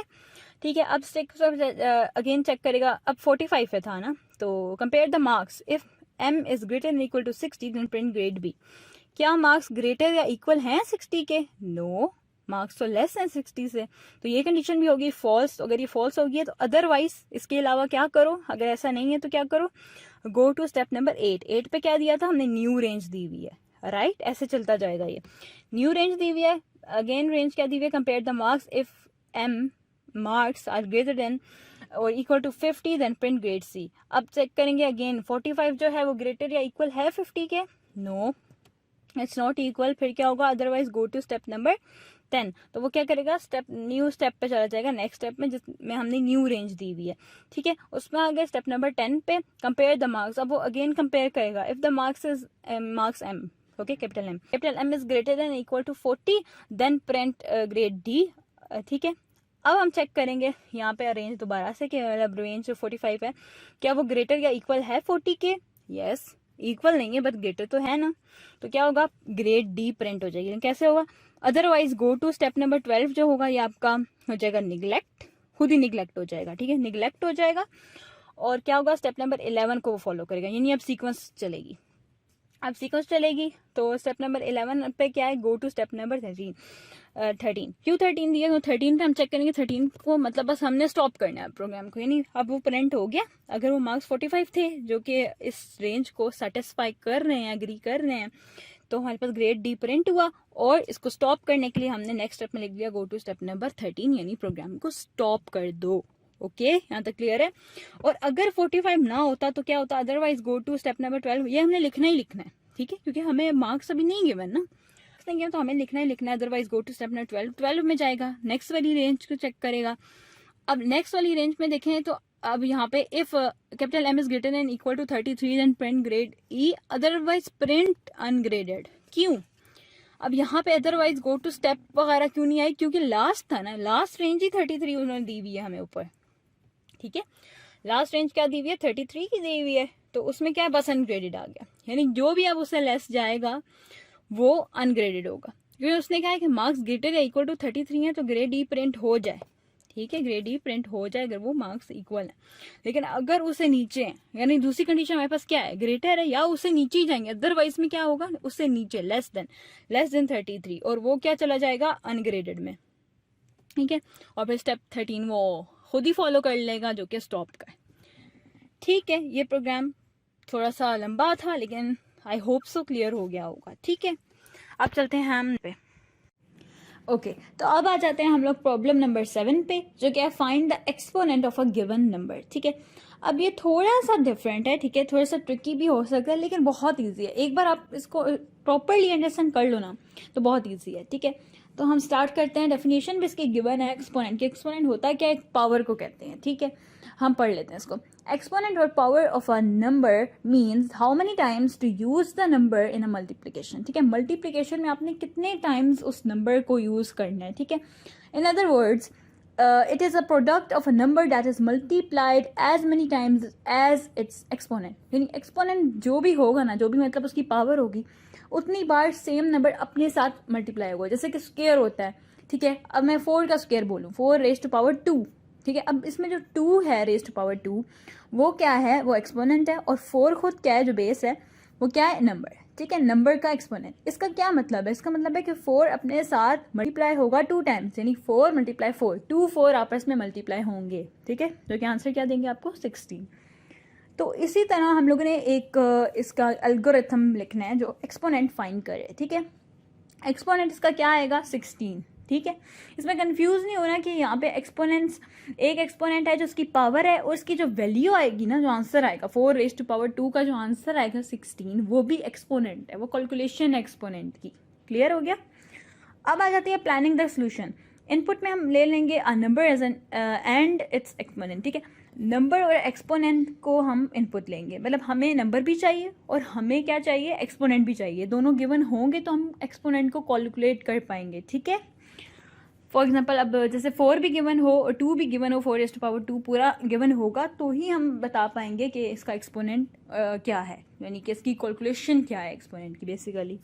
ठीक है, इनपुट आ गया number and its exponent. Required output हमें लेनी है exponent of a given number. Given number का एक्सपोनेंट हमें कैलकुलेट करना है, तो बस ये लिख दिया, exponent of a given number. Processing क्या है इसकी, प्रोसेसिंग में मैंने आपको बताया क्या आता है, फॉर्मूला। फॉर्मूला क्या है, multiply the number as many times as its exponent. ठीक है, एक नंबर को अपने साथ इस तरह इतनी बार मल्टीप्लाई करो जितनी वैल्यू एक्सपोनेंट की है। ठीक है, ये था आपका प्लानिंग द सॉल्यूशन। अब चलते हैं एल्गोरिथम पे। ओके, तो स्टेप नंबर 1 है स्टार्ट। ठीक है, let the number n be 8 and its exponent e be 5। उसने नंबर को कैपिटल n से डिनोट कर लिया, जो कि उसने ले लिया 8। ठीक, गिवन नंबर है ना, तो खुद से ले लिया 8। आप कुछ भी ले सकते हो, आप 4 ले लो, छोटा ले लो, ये बहुत बड़ा नंबर ले लिया उसने 8। ठीक है, और उसका जो एक्सपोनेंट है वो भी बड़ा लिया 5। ठीक है, e से डिनोट किया एक्सपोनेंट को और उसकी वैल्यू दे दिया 5। ठीक है, देन स्टेप नंबर 2 पे इनिशियलाइज कर दिया प्रोडक्ट एंड k to 1। क्योंकि हमें इसको प्रॉपर सॉल्व करवाना है, उसके लिए हमें 2 चीज़ें इसमें रिक्वायर्ड होंगी, एक प्रोडक्ट और एक k वेरिएबल जो कि वैल्यूज देगा। ठीक है, अब ये क्यों यूज़ हो रहा है, ये हमें एक लूप चलाने के लिए यूज़ हो रहा है। ये जो k हम यूज़ कर रहे हैं ना, k हम यूज़ कर रहे हैं ताकि लूप चले। और कितनी बार चलेगा लूप, 5 टाइम्स, 5 टाइम चलेगा ना। लेकिन यहाँ पे क्या 5 टाइम चलना चाहिए, लेकिन यहाँ पे 4 टाइम्स चलेगा। ठीक है, यस 4 टाइम्स चलेगा। ये मैं आपको बताती हूँ किस तरह। ठीक है, अब यहाँ पे हम लोगों ने क्या लिया, एक प्रोडक्ट लिया और एक हमने ले लिया variable k for the loop. Loop क्या मतलब, एक रेपिटेशन होती है, एक सर्कल में एक रेपिटेशन होती है, बार बार एक ही चीज़ को अपने साथ मल्टीप्लाई करवाने की। क्लियर हो रहा है, ये अभी क्लियर होगा जब मैं आगे आपको बताती हूँ। ठीक है, तो अब क्या किया हमने, प्रोडक्ट p को इक्वल कर लिया 1 के और k वेरिएबल को इक्वल कर लिया 1 के, दोनों को 1 1 के इक्वल कर लिया। स्टेप 3 में हमने किया फाइंड द प्रोडक्ट। ठीक है, हमें प्रोडक्ट फाइंड करना है। प्रोडक्ट का उसने एक फॉर्मूला बना दिया, खुद से इनिशियलाइज कर लिया फॉर्मूला। प्रोडक्ट का फॉर्मूला दिया capital P equal to capital P multiply using asterisk. ठीक है, मल्टीप्लाई बाय कैपिटल N। ठीक है, P हमारा प्रोडक्ट हो गया जिसकी वैल्यू 1 थी, और N हमारे पास क्या हो गया जी, नंबर जो हमें गिवन था 8। ठीक है, अब अगर हम 1 मल्टीप्लाई बाय 8 करें तो इसकी वैल्यू आएगी 8। ठीक है, तो वो प्रोडक्ट P में स्टोर हो जाएगी। ठीक है, अब P की वैल्यू क्या हो चुकी है, 8 हो चुकी है। नेक्स्ट स्टेप में चलते हैं। स्टेप 4 है इंक्रीमेंट k बाय 1। अब k का जो इंक्रीमेंट है वो हमने करवाना है 1 के साथ। ठीक है, capital K equal to capital K प्लस 1। ठीक है, यानी k के अंदर ही स्टोर करवाना है, k की वैल्यू को 1 में ऐड करवा के। ठीक है, अभी k की वैल्यू क्या है, 1 है, 1 प्लस 1 क्या हो गया 2। अब k की वैल्यू हो गया 2। एक बार फिर p की वैल्यू क्या है, 8। ठीक है, कैलकुलेशन के बाद p की वैल्यू 8 आ गई, k की वैल्यू क्या आ गई, 2 आ गई। ठीक है, अब स्टेप 5 पे चलेंगे. Now check if the value of capital K is less than और equal to capital E, mean exponent के वो इक्वल या उससे लेस है. If K is less than equal to E then go to the step number 3, otherwise go to step 6. फिलहाल 6 को छोड़ दें, ठीक है. गो टू स्टेप आपने लिखना है जिस तरह हम पहले करते थे, ठीक है. अब क्या होगा, स्टेप नंबर 3 पे जाएगा, यानी प्रोडक्ट वाला जो हमारा स्टेप है वो दोबारा से कॉल होगा अगर क्या है कि के की वैल्यू लेस या इक्वल है एक्सपोनेंट के, ठीक है.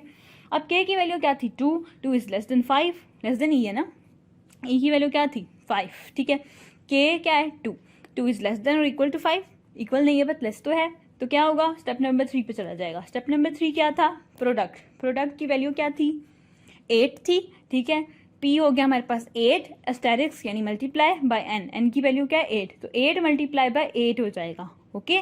अब यहाँ पे हमारे पास 8 पहले थी वैल्यू और एक 8 की वैल्यू हमारी एन की आई. एन हमारे पास कांस्टेंट है, याद रहे एन हमारे पास कांस्टेंट है, जबकि पी जो है वो वेरी कर रहा है, वेरिएबल है वो वेरी कर रहा है, ठीक है.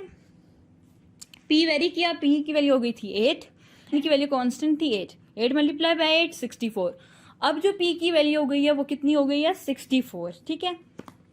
अब क्या होगा, स्टेप नंबर 4 अगेन इंक्रीमेंट के बाय 1. अब के की वैल्यू क्या थी पहले 2 हो गई थी, अब 1 ऐड किया 2 में हो गया 3, ठीक है 3 हो गया.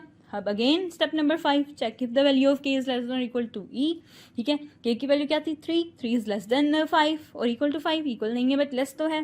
Then go to the step number 3. Step number 3 पे वापस जाएंगे, फिर क्या होगा, उसकी वैल्यू कितनी थी 64 हो गई थी. 64 पी की वैल्यू 64 हो गई थी. एन की वैल्यू अगेन 8 थी, जो कि मैंने आपको बताया कांस्टेंट है, वो हमने ऑलरेडी ऊपर इनिशियलाइज कर दिया. 8 वो 8 ही रहेगी ऑल ओवर द प्रोग्राम, ठीक है. फिर क्या होगा, 8 को मल्टीप्लाई करवाया 64 के साथ, 64 मल्टीप्लाई बाय 8 क्या हुआ, ये हो जाएगा 512, ठीक है 512, ठीक है. अब पी के अंदर क्या स्टोर हो गया 512, ठीक है. पी की वैल्यू चेंज हो गई.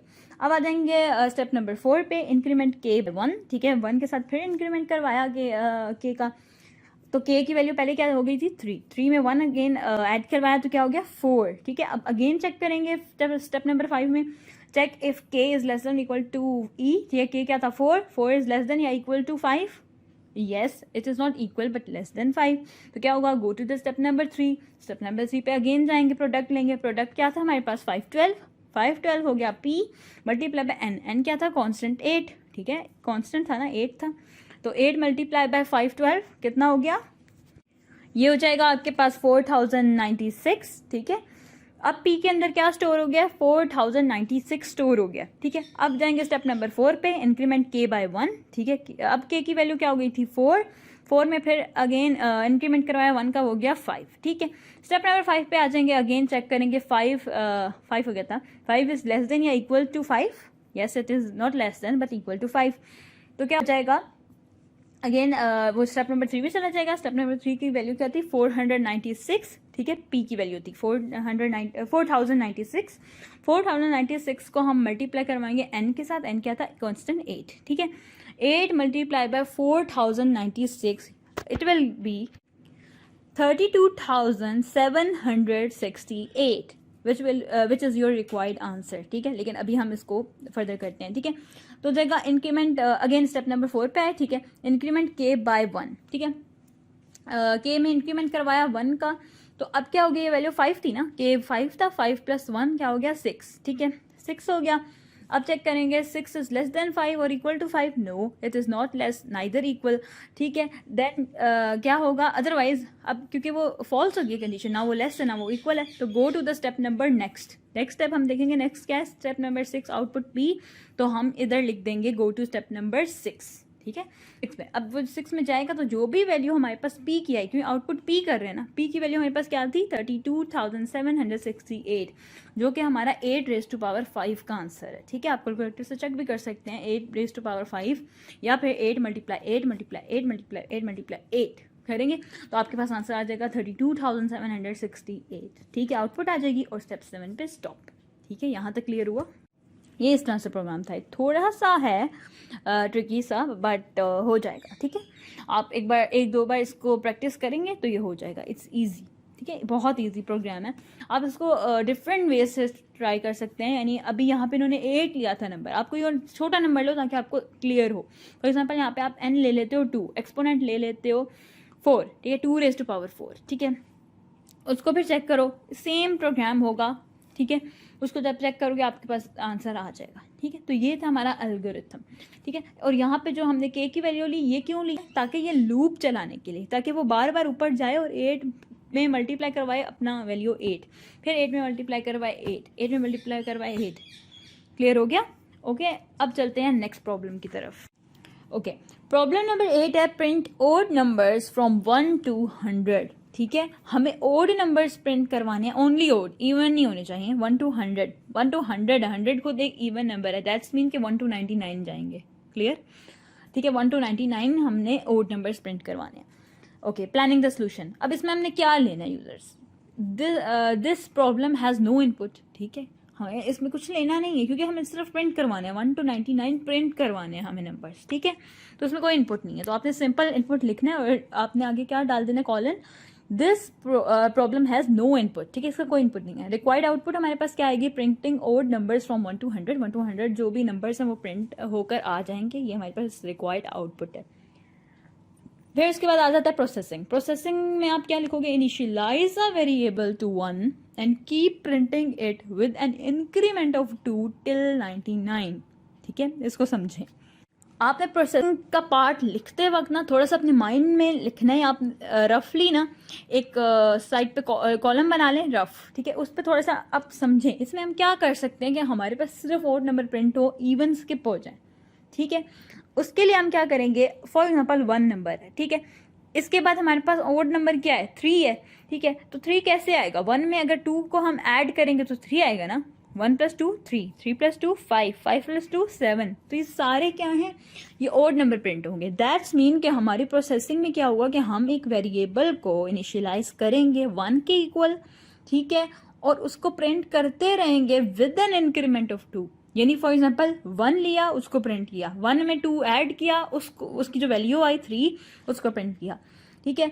फिर 3 आया तो 3 को मतलब 3 प्रिंट किया, फिर 3 में 2 को ऐड किया, फिर प्रिंट किया, फर्दर 99 तक ये चलेगा। ये थी हमारी प्रोसेसिंग, ठीक है। अब चलते हैं एल्गोरिथम तरफ। स्टेप नंबर 1 अगेन स्टार्ट, जिसमें लिखते हैं वो आ गया। इनिशियलाइज वेरिएबल के ले लो, कुछ भी ले लो, मर्जी है, एल ले लो, एम ले लो, एन ले लो, जो भी आपको सही लगे आप वो ले सकते हैं। इन्होंने के ले लिया, हम भी के ले लेंगे, ठीक है। हमने इनिशियलाइज किया एक वेरिएबल को, के को इक्वल टू 1, ठीक है। फिर स्टेप नंबर 2 पे हमने आउटपुट करवा देनी है के की। ये बहुत इजी प्रोग्राम है। हमने सिंपली क्या करवाया? इनिशियलाइज किया वेरिएबल के को इक्वल टू 1। स्टेप 2 में हमने आउटपुट करवा दिया क्योंकि हमने 1 को प्रिंट करवाना है ना अब, क्योंकि हमने ओड नंबर प्रिंट करवाने हैं। अभी 1 क्या है? ओड नंबर है, इसको प्रिंट भी होना है। तो नेक्स्ट स्टेप में उसके आउटपुट करवा दो, प्रिंट करवा दो, ये प्रिंट हो गया, ठीक है, आउटपुट की आ गई। अब नेक्स्ट स्टेप में क्या हुआ? स्टेप नंबर 3 में इंक्रीमेंट k/2। अब k की वैल्यू क्या थी? 1, उसके अंदर इंक्रीमेंट करवाते जाओ 2, k में ही स्टोर करवाएंगे। जो भी इंक्रीमेंट होगा उसकी वैल्यू k के अंदर ही स्टोर होगी, ठीक है। तो अब यहाँ पे क्या हुआ? Capital K is equal to capital K + 2, ठीक है। मतलब यहाँ पे क्या होगा? फॉर एग्जाम्पल 1 था ना अभी, तो 1 + 2 होगा और ये बना 3, K की वैल्यू हो गई है 3। तो हमारे पास ये ओड नंबर हो गया, तो इस तरह प्रिंट होता जाएगा। प्रिंट कैसे होगा? नेक्स्ट स्टेप में देखें। Step number 4, check if the value of K is less than 100, कि अगर K की वैल्यू लेस देन 100 है तो फिर ये लूप चले। लूप कैसे चलेगा? आगे क्या हमने डाला है? If K is less than 100 then go to the step number 2। Step number 2 पे हमने क्या दिया था? स्टेप नंबर 2 पे हमने दिया है आउटपुट K, यानी K की आउटपुट करवा दो। अगर नंबर लेस देन 100 है तो उसकी आउटपुट करवा दो, ठीक है, क्योंकि लेस देन 100 ही चाहिए, 99 तक चाहिए, ठीक है। अब इसको सेकेंड भी मेथड है लिखने का कि अगर आपने K, या तो आप K लेस देन 100 लिख दो, या आप लिख दो K less than and equal to 99, यानी 99 भी प्रिंट होगा इसमें, ठीक है। इस केस में क्या होगा? 99 तक चलेगा और 99 से लेस तक, क्योंकि हम 99 या 100 तो नहीं चाहिए। या तो ये लिख दो, या तो लिख दो K इज़ लेस देन 100, ठीक है, दोनों सही हैं, ठीक है। तो if K is less than 100 then go to the step number 2, otherwise go to step number 5। Step number 5 मतलब नेक्स्ट स्टेप क्या है? स्टॉप, ठीक है, उसको स्टॉप कर दो अगर वो नहीं है तो। इस तरह ही चलते चलते सारे आपके जो नंबर्स हैं 99 तक ही प्रिंट हो जाएंगे, ठीक है। आई होप ये क्लियर हो गया आपको। बिल्कुल इजी और सिंपल सा क्वेश्चन है कि सबसे पहले हमने एक वेरिएबल लिया, उसको हमने 1 के इक्वल कर लिया और उसको प्रिंट करवा दिया, प्रिंट करवाया, फिर उसी के वेरिएबल के अंदर हमने उसकी वैल्यू के अंदर एक 2 ऐड करवा दिया, ठीक है, 2 ऐड करवाया, फिर उसको चेक किया क्या वो लेस देन 100 है, अगर है तो फिर उसको प्रिंट करवाने के लिए हम जहाँ पे हमने आउटपुट का दिया था आउटपुट के, उस स्टेप पे भेज दिया। अब स्टेप क्या था, स्टेप नंबर 2 पे हमने आउटपुट के लिखा था, तो वो चला जाएगा स्टेप नंबर 2 पे। अगेन इस तरह करते करते पूरा लूप चलता रहेगा, तब तक चलता रहेगा जब तक कि 99 से लेस नंबर्स हैं। ओके, यहाँ तक क्लियर है, और यहाँ पे स्टॉप हो जाएगा स्टेप नंबर 5 पे। ठीक है, अब चलते हैं नेक्स्ट। ओके, अब है हमारे पास प्रॉब्लम नंबर 9, ठीक है, उसको देखें।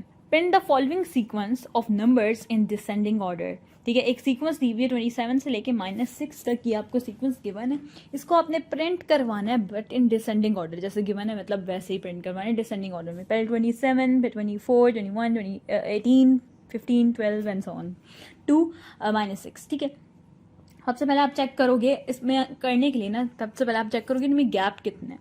अगर आप देखो तो इनमें 3 का गैप है, यानी 27 के बाद सब्ट्रैक्ट हो रहा है 3। ठीक है, अब आपने उस तरह से चलना है, जैसे पिछले क्वेश्चन में हमने देखा था कि कितने का गैप आ रहा था 1 और 3 में, 2 का, तो हमने 2 ऐड करवाया था।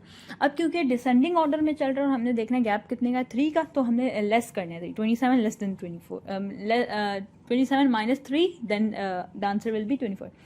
ओके, प्लानिंग पे आ जाते हैं। Input, this problem has no input. Again इसकी कोई इनपुट नहीं है क्योंकि उसने दिया हुआ ऑलरेडी, कोई इनपुट नहीं है, हम यूज़र से कुछ नहीं ले रहे ना हम उसको कोई इनपुट दे रहे हैं। ठीक है, रिक्वायर्ड आउटपुट क्या है, printing the numbers from 27 to -6 in descending order with the step of -3। ठीक है, ये मैंने आपको बताया ना, विद द स्टेप ऑफ -3 का क्या मतलब है कि हम -3 करवा के हर नंबर में, तो हम -6 तक नंबर को डिसेंडिंग ऑर्डर में प्रिंट करवा रहे हैं। ठीक है, ये हमारी आउटपुट आएगी। ओके, प्रोसेसिंग में क्या होगा, initialising a variable to 27 initial, क्योंकि हमारा फर्स्ट नंबर क्या है 27। ठीक है, बाकी हमारे उससे डिसेंडिंग ऑर्डर में मतलब नीचे जा रहे हैं, लोअर जा रहे हैं। ठीक है, initialise a variable to 27 and then keep printing it with the decrement of 3 till -3। ठीक है, -6 सॉरी, ठीक है, -6 तक ही जाएगा विद द डिक्रीमेंट ऑफ 3।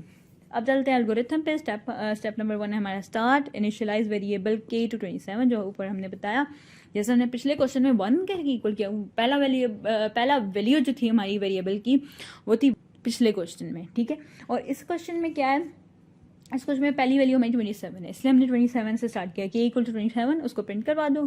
ठीक है, आउटपुट k, स्टेप 2 में आउटपुट k, स्टेप 3 में decrement k by 3, k = k -3, बिल्कुल सेम उसी तरह का क्वेश्चन है। ठीक है, -3 का डिक्रीमेंट हो गया। फिर क्या करो, स्टेप 4 में चेक करो if the value of k is greater than और इक्वल टू -6। ठीक है, इसमें हमने चेक करना है क्या वो इक्वल या ग्रेटर है -6 के, तब तक ये प्रोग्राम चलता रहे। ठीक है, इफ़ k इज ग्रेटर और equal to 6 then go to the step number 2, मतलब कि गो टू 2 में क्या है, आउटपुट करवानी है k की। ठीक है, तब तक करवाते रहो, अगर नहीं है otherwise go to the step number 5, यानी स्टॉप करवा दो। सेम पिछले जैसा प्रोग्राम है। ठीक है, इसको फर्दर कोई एक्सप्लेन करने की जरूरत नहीं है, बस हमने इसमें डिक्रीमेंट करवाया -3 का, क्योंकि इतने का ही गैप था। 27 24 में कितने का गैप है, -3 का गैप है ना, इसलिए हमने -3 करवाया। पिछले क्वेश्चन में कितने का गैप था, 2 का गैप था, इसलिए हमने +2 करवा दिया। सेम वही प्रोग्राम है। ठीक है, अब चलते हैं प्रोग्राम नंबर 10 की तरफ। सो प्रॉब्लम नंबर 10 है, या प्रोग्राम नंबर 10 कि find the sum of even numbers up to 100, यानी अप टू 100 जितने भी इवन नंबर्स हैं उनका सम निकालना है। अब देखो, अब मतलब प्रिंट नहीं करवाने, पहले ओड नंबर में क्या थे, हमने प्रिंट करवाने थे odd numbers.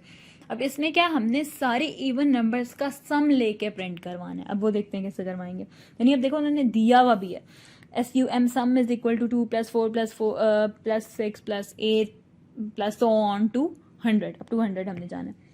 Again planning the solution में इनपुट जो होगी, this problem has no input, इसी को इनपुट नहीं है। ठीक है, रिक्वायर्ड आउटपुट इसी क्या होगी, sum of even numbers up to 100। ठीक है, मतलब इसकी आउटपुट क्या हमें चाहिए, हमें सम चाहिए इवन नंबर्स का अप टू 100। ठीक है, इसलिए वो लिख दिया। Processing, add all the even numbers from 2 to 100। Processing में क्या आएगा, 2 से लेके 100 तक सब इवन नंबर्स का सम, एडिशन, ऐड करना है सबको। एल्गोरिथम में आ गया। स्टेप नंबर 1 है start, initialise SUM, capital SUM, क्योंकि ऊपर भी उन्होंने SUM कैपिटल लिया हुआ, इसलिए हमने वेरिएबल इसका सम का जो लिया है वो capital S, capital U, capital M लिया। ठीक है, इनिशियलाइज करेंगे 0। हमेशा याद रखें प्रोग्रामिंग में या इन एल्गोरिथम के प्रॉब्लम्स में कहीं पे भी जब हम सम लेते हैं ना, सम को बेटर होता है कि हम पहले उसको इनिशियलाइज कर लें इक्वल टू 0, ठीक है, बेटर होता है। ज़रूरत इतनी नहीं होती लेकिन बेटर होता है कि हम उसको इक्वल टू 0 कर लें, ठीक है, ताकि मतलब उसे बताएं कि सम में अभी कुछ नहीं है, अभी हम ऐड करवाएंगे, सम में स्टोर करवाएंगे चीज़ों को, ठीक है, इसलिए हम सम को इक्वल टू 0 ले लेंगे एंड के इक्वल टू 2, यानी हमारा पहला नंबर जो होगा वो 2 होगा जो हमने एक वेरिएबल में स्टोर करवा दिया है। स्टेप नंबर 2 पे हम क्या करेंगे, ऐड के टू सम, ठीक है, सम के अंदर हम के को ऐड करवाते जाएंगे विच इज़ इक्वल टू सम। सम की वैल्यू के अंदर सम और प्लस के की वैल्यू जो है वो स्टोर हो जाएगी। सम भी क्या है 0, 0 + 2 इक्वल टू सम, ठीक है, मतलब वो सम में स्टोर हो जाएगा। 0 + 2 क्या होता है, 2 होता है। तो अब सम की वैल्यू कितनी हो गई, 2, सम इक्वल टू 2। तो इंक्रीमेंट करवा देना बाय 2 का, और इसमें इंक्रीमेंट कितना करवाना है हमें, 2 का इंक्रीमेंट किस में करवाना है, अब ये देखें, के में करवाना है, सम में नहीं करवाना। सम हमें सिर्फ निकालना है, सम में के की जो जो वैल्यूज आती जाएंगी वो स्टोर हो जाएंगी। जैसे के 2 था, फिर के हो जाएगा 4, तो वो स्टोर मतलब उसमें ऐड करवा देंगे सम के अंदर। देखें अभी सम क्या हो गया हमारे पास, सम हो गया हमारे पास 2, ठीक है, सम हो गया हमारे पास 2। अब के की वैल्यू क्या थी, वो भी 2 थी। अब जब इंक्रीमेंट होगा के में इंक्रीमेंट करवाएंगे 2 का, तो क्या हो जाएगा, 4 हो जाएगा, ठीक है, 4 हो जाएगा। तो जब नेक्स्ट हम देखते हैं स्टेप नंबर 4 पे, तो क्या है, check if the value of K is less than और इक्वल टू 100। हम चेक करेंगे के की वैल्यू लेस या इक्वल है 100 के, तो फिर क्या करो, स्टेप नंबर 2 पे चले जाओ। अभी हमारे पास क्या थी, के की वैल्यू क्या थी, के की वैल्यू आई 4 लेस देन 100 है ना, तो 4 चला जाएगा स्टेप नंबर 2 में। स्टेप नंबर 2 पे के की वैल्यू हो जाएगी 4। अब जब हम 2 के अंदर, सम की वैल्यू क्या थी 2 के अंदर जब हम स्टोर करवाएंगे वैल्यू ऑफ के क्या है 4, स्टोर करवाएंगे, ये हो जाएगा 4 + 2 6, ठीक है, सम हमारे पास आ गया 6। इस तरह हमें सारे इवन नंबर्स के सम लेते जाने हैं, ठीक है। अभी 6 आ गया, फिर जाएंगे इंक्रीमेंट करवाएंगे। के की वैल्यू अब याद रखनी है, के की वैल्यू क्या हो गई थी, 4 हो गई थी। 4 में हमने इंक्रीमेंट करवाया 2 का, क्या हो गया 6 भी इवन नंबर है, यानी सारे इवन नंबर्स को हम ऐड करवाए जा रहे हैं, ठीक है। अब हो गया 6, ठीक है, if the value of K is less than और इक्वल टू 100, फिर क्या करवा दो, गो टू स्टेप नंबर 2। फिर स्टेप नंबर 2 में जाएगा, उसमें ऐड करवा देगा 6 को, ठीक है, 6 ऑलरेडी था, ठीक है, 6 में 6 ऐड करवाया, वो हो गया 12 हो गया। फिर जाएंगे के की इंक्रीमेंट, के की वैल्यू 6 थी, इंक्रीमेंट बाय 2 कितना हो गया 8, ठीक है, 8 भी हमारे पास इवन नंबर है। फिर हम चेक करेंगे 8 लेस देन है 100 के या इक्वल है 100 के, तो फिर उस पर जाएंगे स्टेप नंबर 2 पे। इस तरह करते करते करते करते 100 तक, जब तक 100 नहीं आता, ठीक है, मतलब के की वैल्यू जब तक 100 नहीं हो जाती, जब के की वैल्यू 100 होगी वहाँ पे हमारा प्रोग्राम स्टॉप हो जाएगा, एक बार चलेगा और फिर स्टॉप हो जाएगा। हाँ, और फिर स्टॉप कैसे होगा, क्योंकि हमने लिखा है कि अगर ये कंडीशन फॉल्स हो जाती है, यानी अब के की वैल्यू जो है वो ग्रेटर देन 100 हो जाती है, तो क्या करो, go to step number 5। Step number 5 में क्या होगा, आउटपुट हो जाएगी सम, आउटपुट भी तो करवाना है, आउटपुट भी करवानी है सम की, जो सम की वैल्यू होगी वो आउटपुट हो जाएगी। फिर स्टेप 6 पे स्टॉप हो जाएगा। इज इट क्लियर, बहुत ईजी प्रोग्राम है ये भी, ठीक है। बस क्या था कि सम का एक फॉर्मूला बना दिया हमने कि sum equal to sum plus K. अब के की वैल्यू हमारे पास इवन हमने लेती है, यानी पहले 2, फिर उसमें 2 का इंक्रीमेंट करवा के 4, फिर इसे इंक्रीमेंट करवा के हमने स्टोर करवाते जाना है, साथ साथ स्टोर करवाना है, साथ साथ स्टोर करवाना है सम के अंदर। तो एंड पे वैल्यू सम की जो आ जाएगी, के की वैल्यू 100 तक जब सम की वैल्यू आएगी वो आउटपुट हो जाएगी। Clear, it was easy. अब चलते हैं नेक्स्ट। ओके, अब है प्रॉब्लम नंबर 11 जो कि है print a multiplication table of a given number. ये कौन सा टेबल है, वो वाले 2 × 1 = 2, 2 × 2 = 4, वो वाले टेबल्स जो हम 10 तक तकरीबन करते हैं, ठीक है। तो वो हम करते हैं, इसका हमें क्या करवाना है, हमें एक एल्गोरिथम बनाना है, यानी स्टेप वाइज हमें बताना है किस तरह से हम कर सकते हैं, ठीक है। ओके, प्लानिंग द सोल्यूशन में आ जाएगा सबसे पहले इनपुट क्या होगी, number whose table is required, जिसका टेबल बनाना है, ठीक है, वो वाला नंबर आ गया, वो इनपुट में जाएगा। फिर रिक्वायर्ड आउटपुट हमें किस चीज़ की चाहिए, printing table of a given number, इसका प्रॉपर जो है टेबल बन जाएगा, ठीक है, प्रॉपर टेबल बन जाएगा, वो आउटपुट में आना चाहिए। प्रोसेसिंग हमें कैसे करवानी है, ये हमारी मेन टास्क है। प्रोसेसिंग हमें कैसे करवानी है, पहले इनिशियलाइज अ वेरिएबल टू 1, ठीक है, यानी सबसे पहले आपको एक वेरिएबल लेना है जिसकी वैल्यू आपने 1 कर देनी है, ठीक है, इक्वल टू 1 कर लेना है। And print it's product with a given number, और उसका प्रोडक्ट लेना है गिवन नंबर के साथ और उसको प्रिंट भी करवा देना है।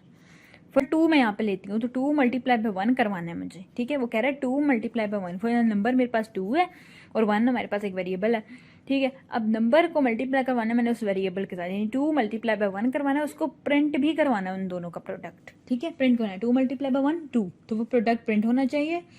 देन इंक्रीमेंट द वेरिएबल, जो भी वेरिएबल हम लेंगे, ज़्यादातर हम के ही ले रहे हैं, इसमें भी के ही लेंगे, ठीक है। पहले बता रही हूँ, okay. Increment the variable bye 1, ठीक है। हमने अब क्या किया, वेरिएबल में इंक्रीमेंट करवाए 1 का, यानी पहले क्या था हमारे पास 1 था, वेरिएबल की वैल्यू क्या थी 1 थी, 1 + 1 2, अब वेरिएबल की वैल्यू 2 हो गई। And print the product, again फिर हमने मल्टीप्लाई करवाना उस नंबर के साथ, ठीक है। नंबर क्या था, फॉर एग्जांपल 2 हमने यहाँ पे लिया हुआ है, ठीक है, यहाँ पे समझाने के लिए बोल रही हूँ, ठीक है। तो 2 मल्टीप्लाई बाय 2 क्या हो जाएगा 4, वो प्रोडक्ट। फिर continue the process till printing the product of 12 and the given number, ठीक है, जब तक के प्रोडक्ट 12 तक प्रिंट नहीं होता। यहाँ पे 12 तक लिया, हम मोस्टली क्या करते हैं हम लोग, टेबल हमारा 10 तक ही होता है ना, 10 तक होता है, तो इन्होंने 12 तक ले लिया। मर्जी आप 10 तक ले लो, कोई ज़रूरत नहीं है 12 करने की, लेकिन यहाँ पे 12 लिखा हुआ तो इट्स फाइन, इसमें कोई प्रॉब्लम नहीं है। अब टेबल आपको पता है ज़्यादा भी होते रहते हैं, ठीक है, तो इट्स अप टू यू, आपने 10 तक लेना है, आपने 12 तक लेना है, आप ले सकते हो। एंड द गिवन नंबर, ठीक है। Continue the process till printing the product of the 12 and the given number. Okay, algorithm पे आते हैं, हमारा मेन प्रोसेस एल्गोरिथम में है, ठीक है। स्टेप नंबर 1 पे हमारे पास अगेन स्टार्ट आ गया, let the number n be 7। उसने लेट कर लिया, एक नंबर ले लिया कैपिटल N के साथ, उसको डिनोट कर लिया और उसको क्या लिया 7। स्टेप नंबर 2 पे इनिशियलाइज करवा दिया, जो हमने बोला था कि एक वेरिएबल लेंगे उसको इनिशियलाइज करवा लेंगे 1 के इक्वल, के इक्वल टू 1 कर लिया। स्टेप नंबर 3 पे हमने फाइंड द प्रोडक्ट, ठीक है। अब हमने प्रोडक्ट लेना है, प्रोडक्ट हमने P ले लिया, P equal to capital N क्या है नंबर, जो हमें 7 जो नंबर गिवन है, ठीक है। उसको मल्टीप्लाई कैसे करवाया, using the sign of asterisk, multiply करवा दिया कैपिटल K के साथ, जो कि हमारा एक वेरिएबल है, ठीक हो गया। ये हमारे पास प्रॉपर प्रोसेस बनेगा, ठीक है। फिर स्टेप 4 पे हमने क्या करवाना है, आउटपुट NKP, यानी इन तीनों की आउटपुट। अगर हम बोलते हैं सिर्फ P की आउटपुट तो क्या आता है हमारे पास, तो आता 7 है ना अभी, तो 7 × 1, यानी N की वैल्यू 7, एस्टेरिस्क मल्टीप्लाई मतलब एस्टेरिस्क मतलब मल्टीप्लाई, K मतलब 1, ठीक है। तो ये आता 7 × K, पूरा ना लिखता, ये लिखता बस आंसर जो उसका था 7 × 1 क्या होता है 7, तो ये सिर्फ लिखता 7। अगर हम P लिखते, आउटपुट P लिखते, तो हमें तीनों का लिखना, output N, output K, output P।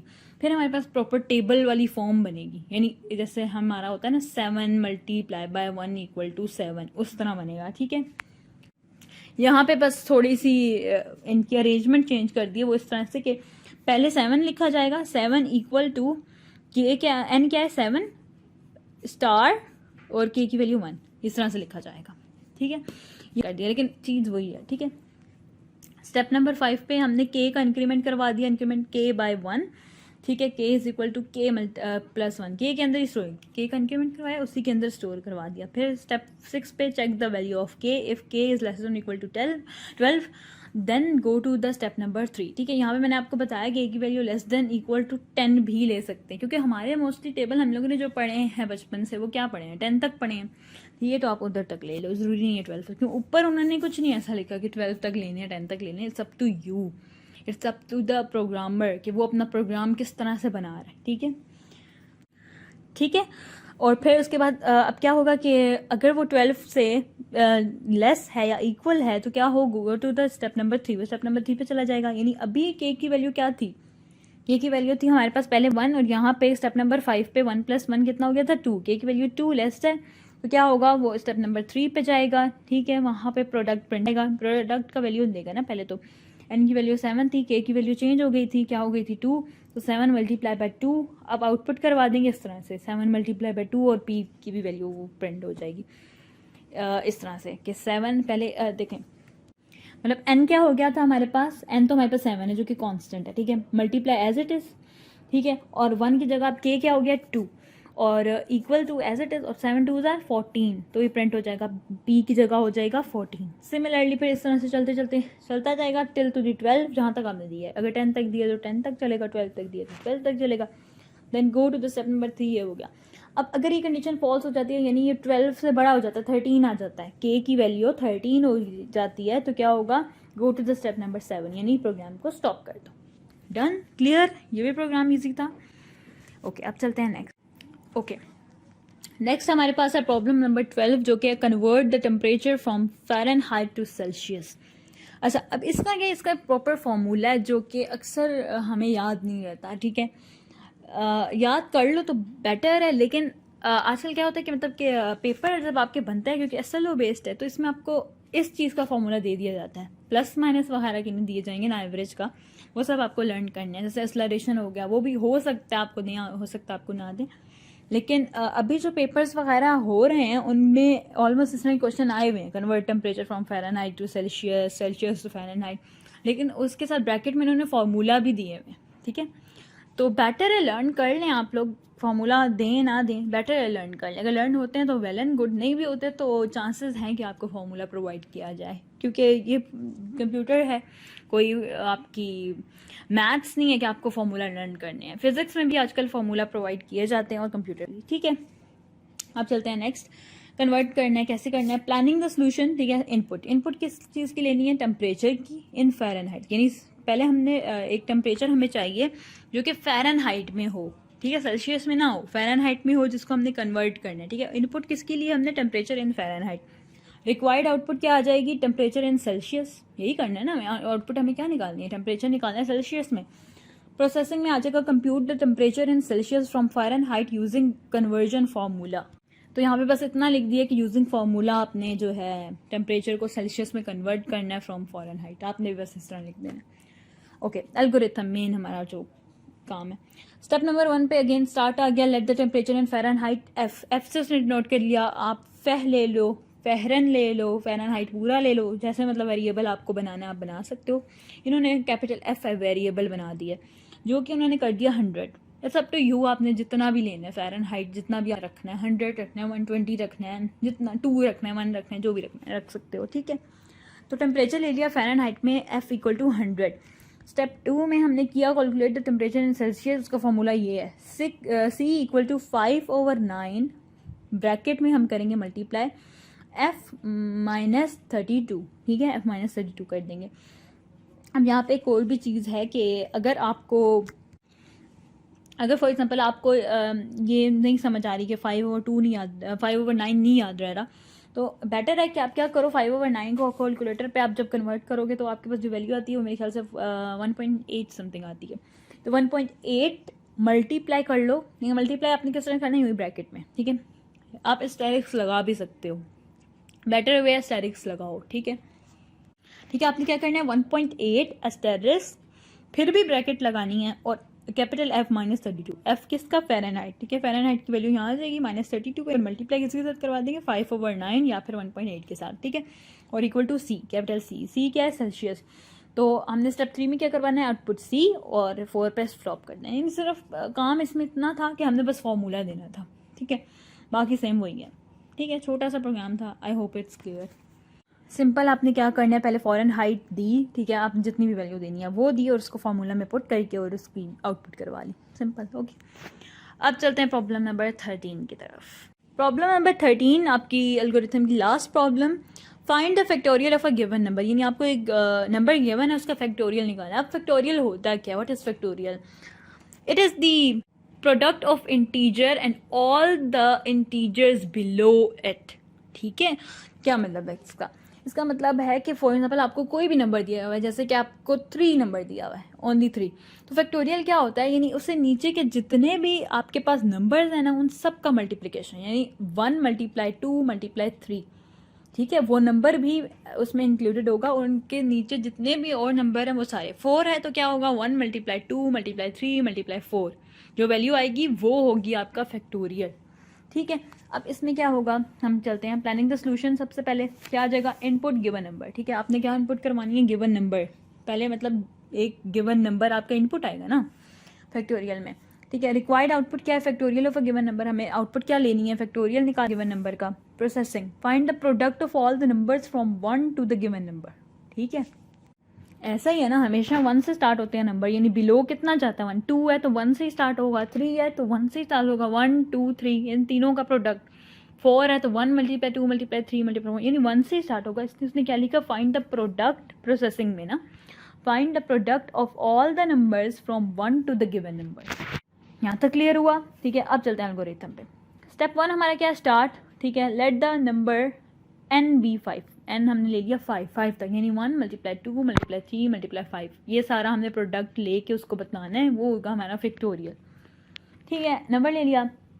Step 2 पे क्या करेंगे, इनिशियलाइज लूप वेरिएबल। मैंने आपको पहले भी बताया के है क्या, लूप वेरिएबल है, यानी एक लूप चलाता है। के हम वेरिएबल लेते हैं ना, वो क्यों लेते हैं, ताकि वो एक लूप का काम करता है, वो बार बार उसकी रेपिटिशन करवाता है, वो बार बार, अगर वो स्टेप 4 में है तो स्टेप 2 में लेके जाएगा, स्टेप 5 में है तो स्टेप 2 में लेके जाने के लिए आप किस चीज़ का यूज़ करोगे, के का वेरिएबल, जिसको हम लूप वेरिएबल कहते हैं। ज़रूरी नहीं है सिर्फ के हो, आप कुछ भी ले सकते हो, एल ले सकते हो, एम ले सकते हो, अपना आप वेरिएबल बना लो, लेकिन वो लूप होना चाहिए, लूप वेरिएबल। ठीक है, लूप यहाँ पे लिखने की ज़रूरत नहीं थी, आप सिंपल वेरिएबल भी लिख दो तो इट्स फाइन। ठीक है, इस तरह आपको बताने के लिए लिखा हुआ है। ठीक है, इनिशियलाइज लूप वेरिएबल के, कैपिटल के and factorial capital F to 1, दोनों को 1 इनिशियलाइज कर दिया, के = 1, F = 1। स्टेप 3 में आ जाएगा कैलकुलेट द प्रोडक्ट। अब क्या करना है, हमें इनका प्रोडक्ट ही लेना है, ठीक है, और एफ में स्टोर करवा जाना है। फैक्टोरियल क्या है हमारे पास, f × के। ठीक है, अब हमारे पास f की वैल्यू क्या थी 1, k की वैल्यू क्या थी 1, 1 × 1 1। ठीक है, स्टेप 4 में क्या आ जाएगा, इंक्रीमेंट k / 1। अब k का इंक्रीमेंट करवाते जाएंगे, k में अगेन 1 का इंक्रीमेंट करवाया, k की वैल्यू क्या हो गई 2 हो गई।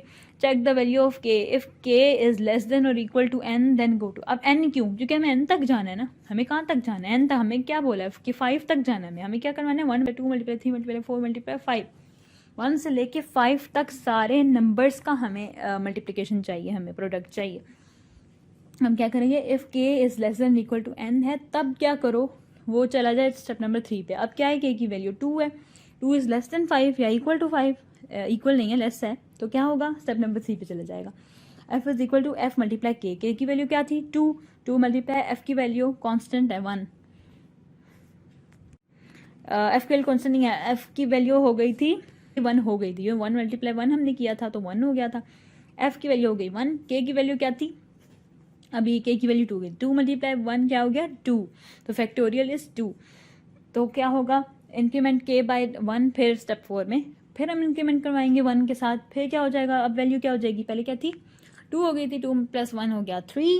ठीक है, अब स्टेप नंबर 5 पे आ जाएंगे, check the value of k, if k is less than equal to n then go to the step number 3। अब k की वैल्यू क्या थी 3 is less than 5 then go to the step number 3, calculate the product, f is equal to f × k, f क्या हो गया था 2, 2 × 3, 3 2 = 6, factorial कितना हो गया 6 हो गया, फैक्टोरियल हो गया 6। अब स्टेप नंबर 4 पे आए, इंक्रीमेंट करवाया k के साथ, और k की वैल्यू 3 थी, 3 + 1 क्या हो जाएगा 4, 4 is less than 5। Step number 5 में चेक करेंगे 4 इज़ लेस देन 5, तो वो चला जाएगा स्टेप नंबर 3 में। स्टेप नंबर 3 में अगेन 4 ऐड हो जाएगा, तो ये मल्टीप्लाई हो जाएगा। ठीक है, 6 × 4 हो जाएगा, 6 4 = 24। ठीक है, अब फैक्टोरियल में कितना स्टोर हो गया 24। अब क्या होगा, स्टेप नंबर 4 में आएगा, k is equal to k + 1, k की वैल्यू क्या थी 4, 4 में ऐड हुआ 1 का, ये हो गया 5। ठीक है, 5 हो गया, वो चेक करेगा 5 लेस देन और equal to 5, yes it is not less but equal to 5, तो क्या हो जाएगा, then go to the step number 3, step number 3 पे जाएगा। अब फैक्टोरियल की वैल्यू क्या हो गई थी 24, तो 24 मल्टीप्लाई करवा देगा किसके साथ 5 के साथ, क्योंकि k की वैल्यू होगी थी 5, तो उसका मल्टीप्लाई करवा देगा। 24 × 5 इट विल बी 120। ठीक है, अब हमारे पास फैक्टोरियल की वैल्यू क्या आ गई है 120 आ गई है। ठीक है, फिर स्टेप 4 पे जाएंगे, इंक्रीमेंट करवाएंगे, k का 5 हो गया था k, तो अब +1 करवाया 6 हो गया, k की वैल्यू हो गई 6। Check the value of the k, if k is less than equal to n, k कितना है 6, 6 इज लेस और इक्वल टू 5, नो फॉल्स होगी कंडीशन। जब फॉल्स होगी तो अदरवाइज हमने क्या बोला, कहाँ जाओ, go to step number 6, next step में चले जाओ, यानी आउटपुट करवा दो। स्टेप नंबर 6 में आउटपुट हो जाएगी f की, और फिर स्टेप 7 में प्रोग्राम्स और प्रॉब्लम आपका जो है वो स्टॉप हो जाएगा। ये था आपका प्रॉब्लम नंबर 13, बहुत ही ईजी था, बस आपको पता होना चाहिए फैक्टोरियल होता है। अक्सर बच्चे कंफ्यूज हो जाते हैं फैक्टोरियल के केस में, फैक्टोरियल क्या होता है, तो आपको पता होना चाहिए फैक्टोरियल क्या होता है। प्रोडक्ट होता है 1 से लेके उस गिवन नंबर तक जो आपको प्रोवाइड किया जाता है। जैसे यहाँ पे 5 था, तो 5 से नीचे के जितने भी सामान, अब आप कैलकुलेटर पे कर लो, 1 × 2 × 3 × 4 × 5 करो, 120 आंसर आना चाहिए जो हमने कैलकुलेट किया। अब हमने बेसिकली इन प्रॉब्लम से कैलकुलेशन नहीं करनी होती, हमने सिर्फ इनको प्रोवाइड करना होता है मेथड, कि हमने इनके आंसर्स लेने हैं, आउटपुट लेनी है, तो उसका मेथड क्या होगा वो हमने प्रोवाइड कर दिया। कैलकुलेशन सिर्फ हम अपनी ईज़ के लिए कहते हैं। ठीक है, अपनी ईज़ के लिए चेक करते हैं कि हमारा ये जो प्रोग्राम है या प्रॉब्लम है, जो हमने एल्गोरिथम के स्टेप्स लिखे हैं, क्या ये सही है, क्या ये वर्क कर रहे हैं। इसके लिए मैंने आपको ये एग्जांपल भी दिए 5 के, और वो मैंने कैलकुलेट करके आपको बताया, जबकि हमें इस प्रोग्राम में नहीं करना, हमें सिंपल वैल्यूज़ देनी थी। ठीक है, आप इसको जितनी भी प्रैक्टिस करेंगे ना, उतना ही आपके लिए बेटर है। ठीक है, प्रैक्टिस करें। अगर आपको कोई चीज़ समझ नहीं आती, कमेंट सेक्शन में पूछें, या फिर आप इस वीडियो को दोबारा देखें। ठीक है, दोबारा देखें, जो भी आपको प्रॉब्लम में कन्फ्यूजन हो रही है, उस प्रॉब्लम को 1 से 2 बार देखें, फिर भी समझ नहीं आती, कमेंट सेक्शन में पूछें कि आपको क्या चीज़ समझ नहीं आ रही, ताकि हम जितनी हो सकते हैं आपको हेल्प करेंगे। ठीक है, तो ये थी मेरी आज की वीडियो। ठीक है, अगर आपको ऐसी ही वीडियोस कंप्यूटर रिलेटेड और चाहिए तो इस चैनल को सब्सक्राइब करें और बेल आइकन पर ज़रूर प्रेस करें, बेल आइकन को ऑल पे कर दें, ताकि आपको हमारी नोटिफिकेशंस मिलती रहें टाइम टू टाइम। ठीक है, अपने फ्रेंड्स के साथ भी ज़रूर शेयर करें, ताकि उनको भी कंप्यूटर ईजी लगे, क्योंकि computer is hard. I agree, computer hard है, लेकिन एक बार अंडरस्टैंडिंग आपकी डेवलप हो जाए तो it will be easy. Okay, so Allah हाफिज़।